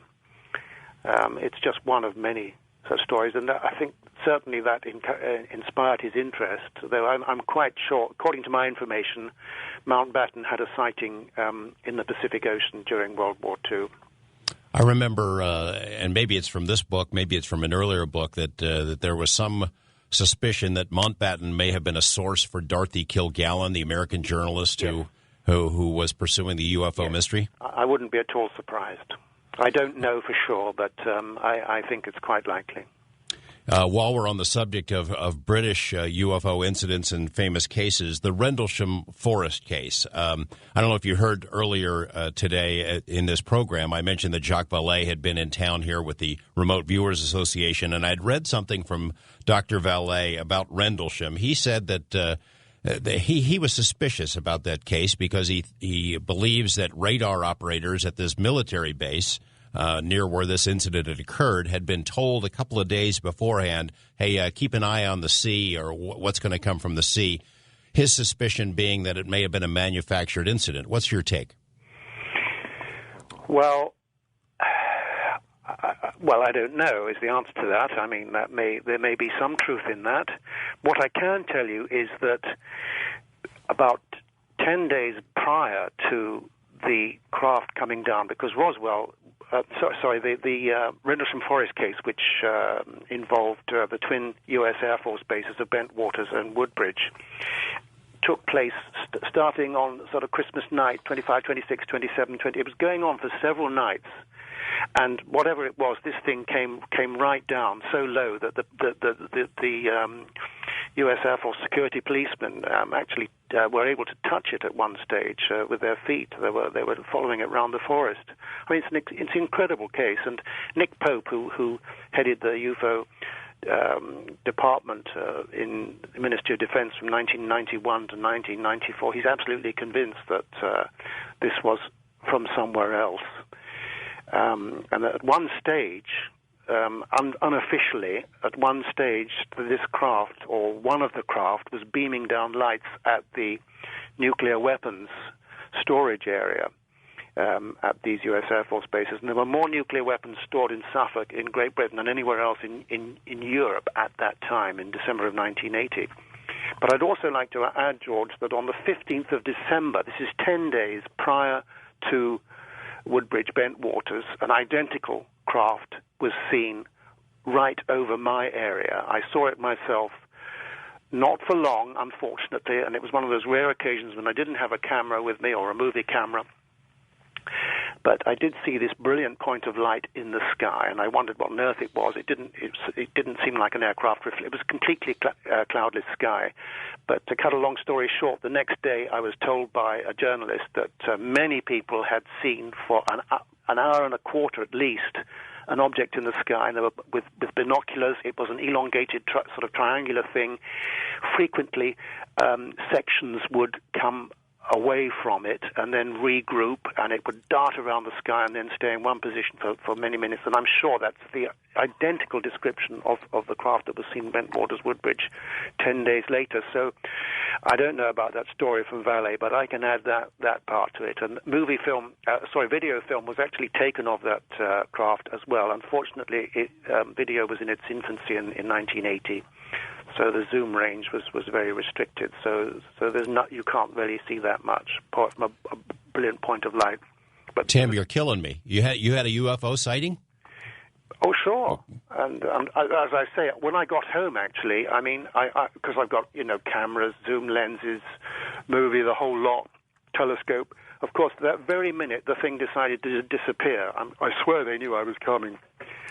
You're killing me. I mean, as long as I've been in this field, I've never seen anything remotely like a UFO, and I'm jealous, man. Well, if only I had binoculars and everything else with me, then I could have got some great pictures, possibly. Back to the Rendlesham Forest thing for just a moment. I have great respect for Dr. Vallee and suspect that maybe he knows a little something there. But if this were, in fact, a manufactured incident, a counterintelligence move or a debunking move, it was done at a top-secret military base. It was never meant to be made public, and it took a heck of a lot of effort to get any of the details out into the public arena. So it's hard to figure out what they would have been doing. Charles Holt, who was the deputy base commander of both the Twin Air Force bases at that time, and interestingly, he lives in Woodbridge, Virginia, which I find amusing. And he was absolutely livid, and I discussed this with him in person. He said, this is your government's business. It didn't happen on our territory. It happened in Rendlesham Forest, which is just outside the Twin Air Force bases. It's your problem. And he never got any kind of response from the Ministry of Defense at all about it. So you would have thought, if that was a counterintelligence exercise, as Vallee suggests, you would think that the deputy base commander at least should have been informed. Tim, I'm a journalist. I'm not a philosopher. I can't even begin to try to figure out what is in the minds of these aliens, where they're from, why they're here. But there are some things that, as a journalist, I can follow, and that's the paper trail. There are, as you know better than anyone, perhaps, there's a solid paper trail, government documents, secret reports, secret statements and memos from our military and our government, your military and your government. These are documents that were never meant to be seen by the public, which describe the military's true take on UFOs and this mystery. You include a lot of these documents in this book, Need to Know, including this Nathan Twining memo, September of 1947, in which he basically says these UFOs are real, right? Oh, yes. I mean, there's nothing spectacular about that, but I mean, that's official. The phenomenon is real and not something visionary or fictitious. That's what Twining said, and that is the official military position. And I'm surprised that more people don't cite that. I mean, that goes back to September of 1947. What are there in your research? What are the most telling, provable, genuine documents from the inside that indicate what's really going on? Oh, my goodness, I wouldn't know where to start, George. I mean, there's so many. One of the things that's published for the first time in my book is a British report, which was only released by the Ministry of Defense last year. And this relates to sightings in March of 1993 in the Midlands, the central part of the United Kingdom. And there were two Royal Air Force bases at RAF Shawbury and RAF Cosford, which were penetrated by unknown objects. And these were the very large triangular type. And I've got 2 pages of this report, which is dated April of 1993, and it says that some of the reports state that the object was moving at a very high speed, while some say it was hovering or moving very slowly. Many of the reports refer to the object being very large, flying low, and making a low humming sound. My staff have spoken to a number of the military and police witnesses, many of whom commented that the object was unlike anything they had ever seen before. And the meteorological officer at RAF Shawbury reported seeing the object projecting a narrow beam of light at the ground at a height of 400 to 500 feet, and estimated the size of this object at somewhere between a C-30, it's a cargo plane, and a Boeing 747, when it passed over his head at an estimated 4,000 feet. And it concludes, in summary, there would seem to be some evidence on this occasion that an unidentified object or objects of unknown origin was operating over the UK. And so it goes on. So documents like that, I think, are fairly conclusive, in my opinion, at any rate. You have one in this book, 1949 Air Force Intelligence Report, talking about multiple intrusions over military bases, nuclear bases, things of that sort. That's another telling one. We've seen memos as late as the 1960s where Air Force higher-ups put out these orders that indicate that UFOs are, quote, serious business. Yes, I've reproduced the actual order that was posted on all United States continental Air Force bases, saying just how seriously this subject, saying that the press ridicule it, but this must be rapidly identified as serious Air Force business, and it goes on and on. I mean, again, this is all official stuff from your government, acknowledging that we're dealing with a reality here, and I'm surprised that the press don't pick up on this more often. But let me say, talking about the press, George, I think listeners should know that, if they don't know already, that there was a big article in the Post, Washington Post, Sunday 21st, yesterday, that is my time. And I'd like to know whether it's actually in the newspaper itself or just online. But for the first time, I think, in the Post in recent years, there's a serious article by Joe Heim, Washington Post staff writer. It's called In the Orbit of UFO Enthusiasts. It's been posted on the net. I get it via Google Alert.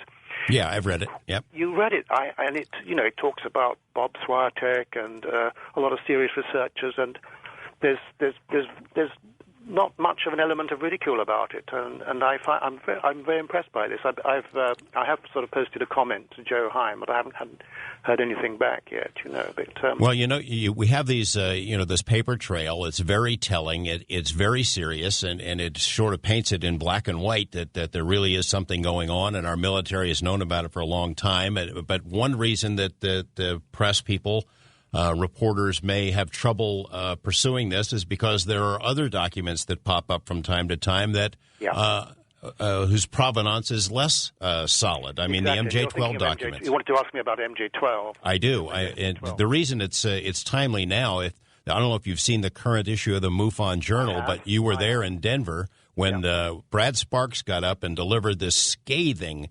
report about the MJ-12 documents and where they came from. His basic theory is that Stan Friedman, Bill Moore, Jamie Chandray were working on the Roswell story, doing all this research. At the same time, the information was being routed to the Air Force through Bill Moore, this intelligence officer named Rick Doty, and that he, in fact, was feeding it back to them in the form of these documents. He would take their information and create this.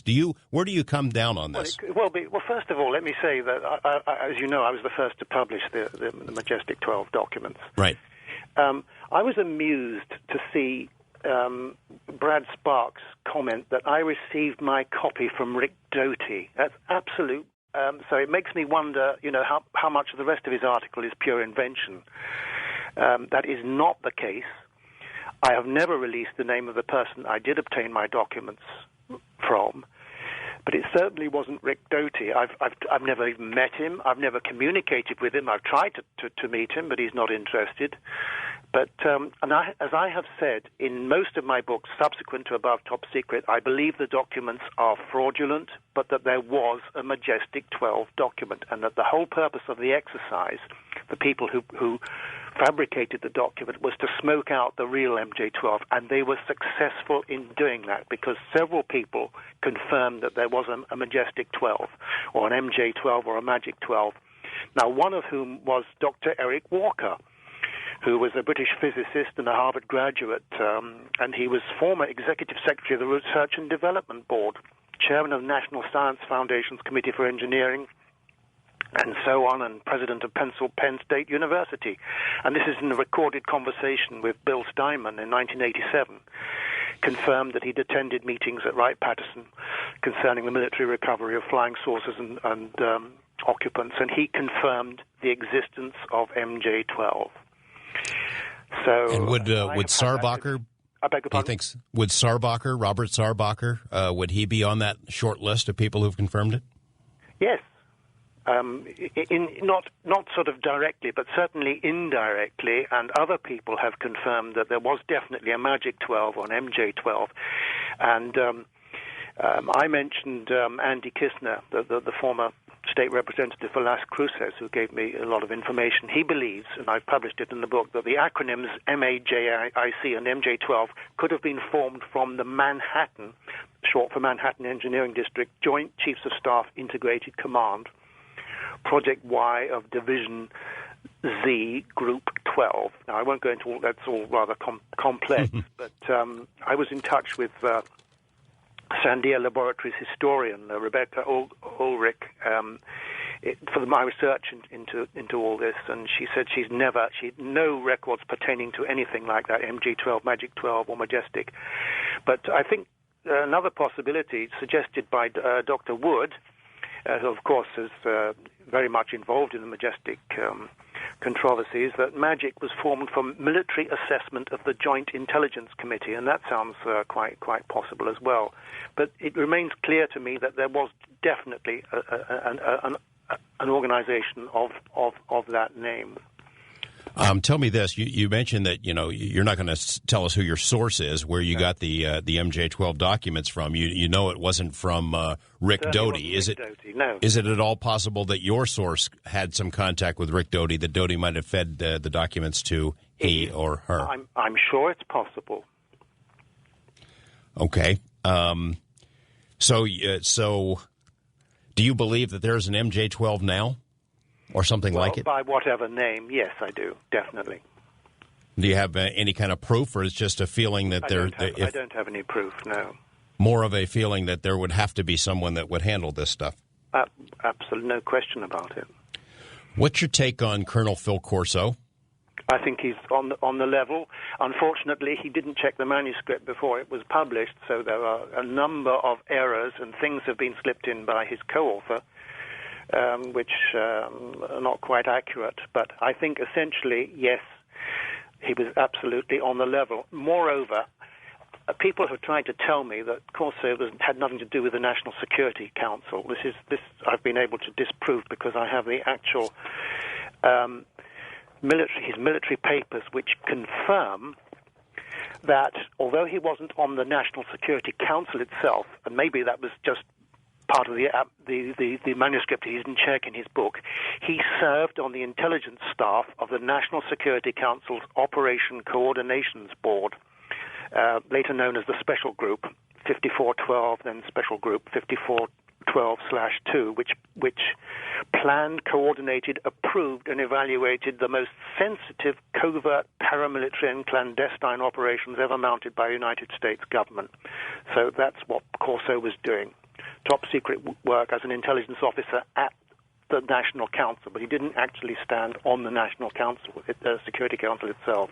Right. And now, one of the main criticisms of Corso, he had said that that technology, that materials from crashed or recovered saucers had been sort of filtered out to industry, to national labs and things of that sort. In the 60s, the early 60s. Yeah, and of course, the critics have said, "No, that's a bunch of baloney. We developed this stuff on our own." There's a paper trail to show where fiber optics and things like that came from. That's right.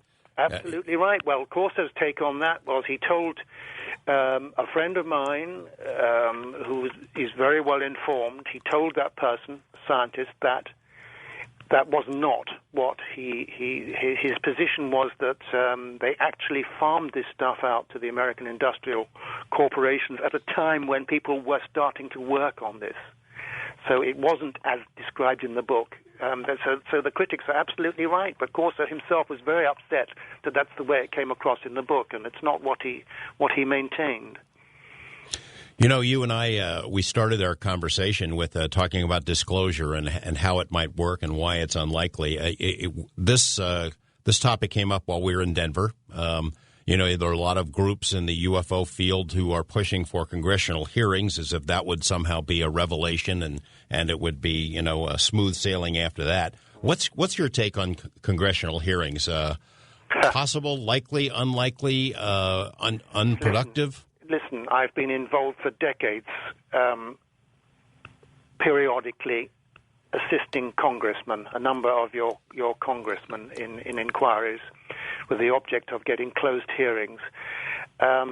Each one of them has been stopped or has otherwise sort of ground to a halt, occasionally in suspicious circumstances. And I'm not going to go much further than that, except to say that Congress is sewn up.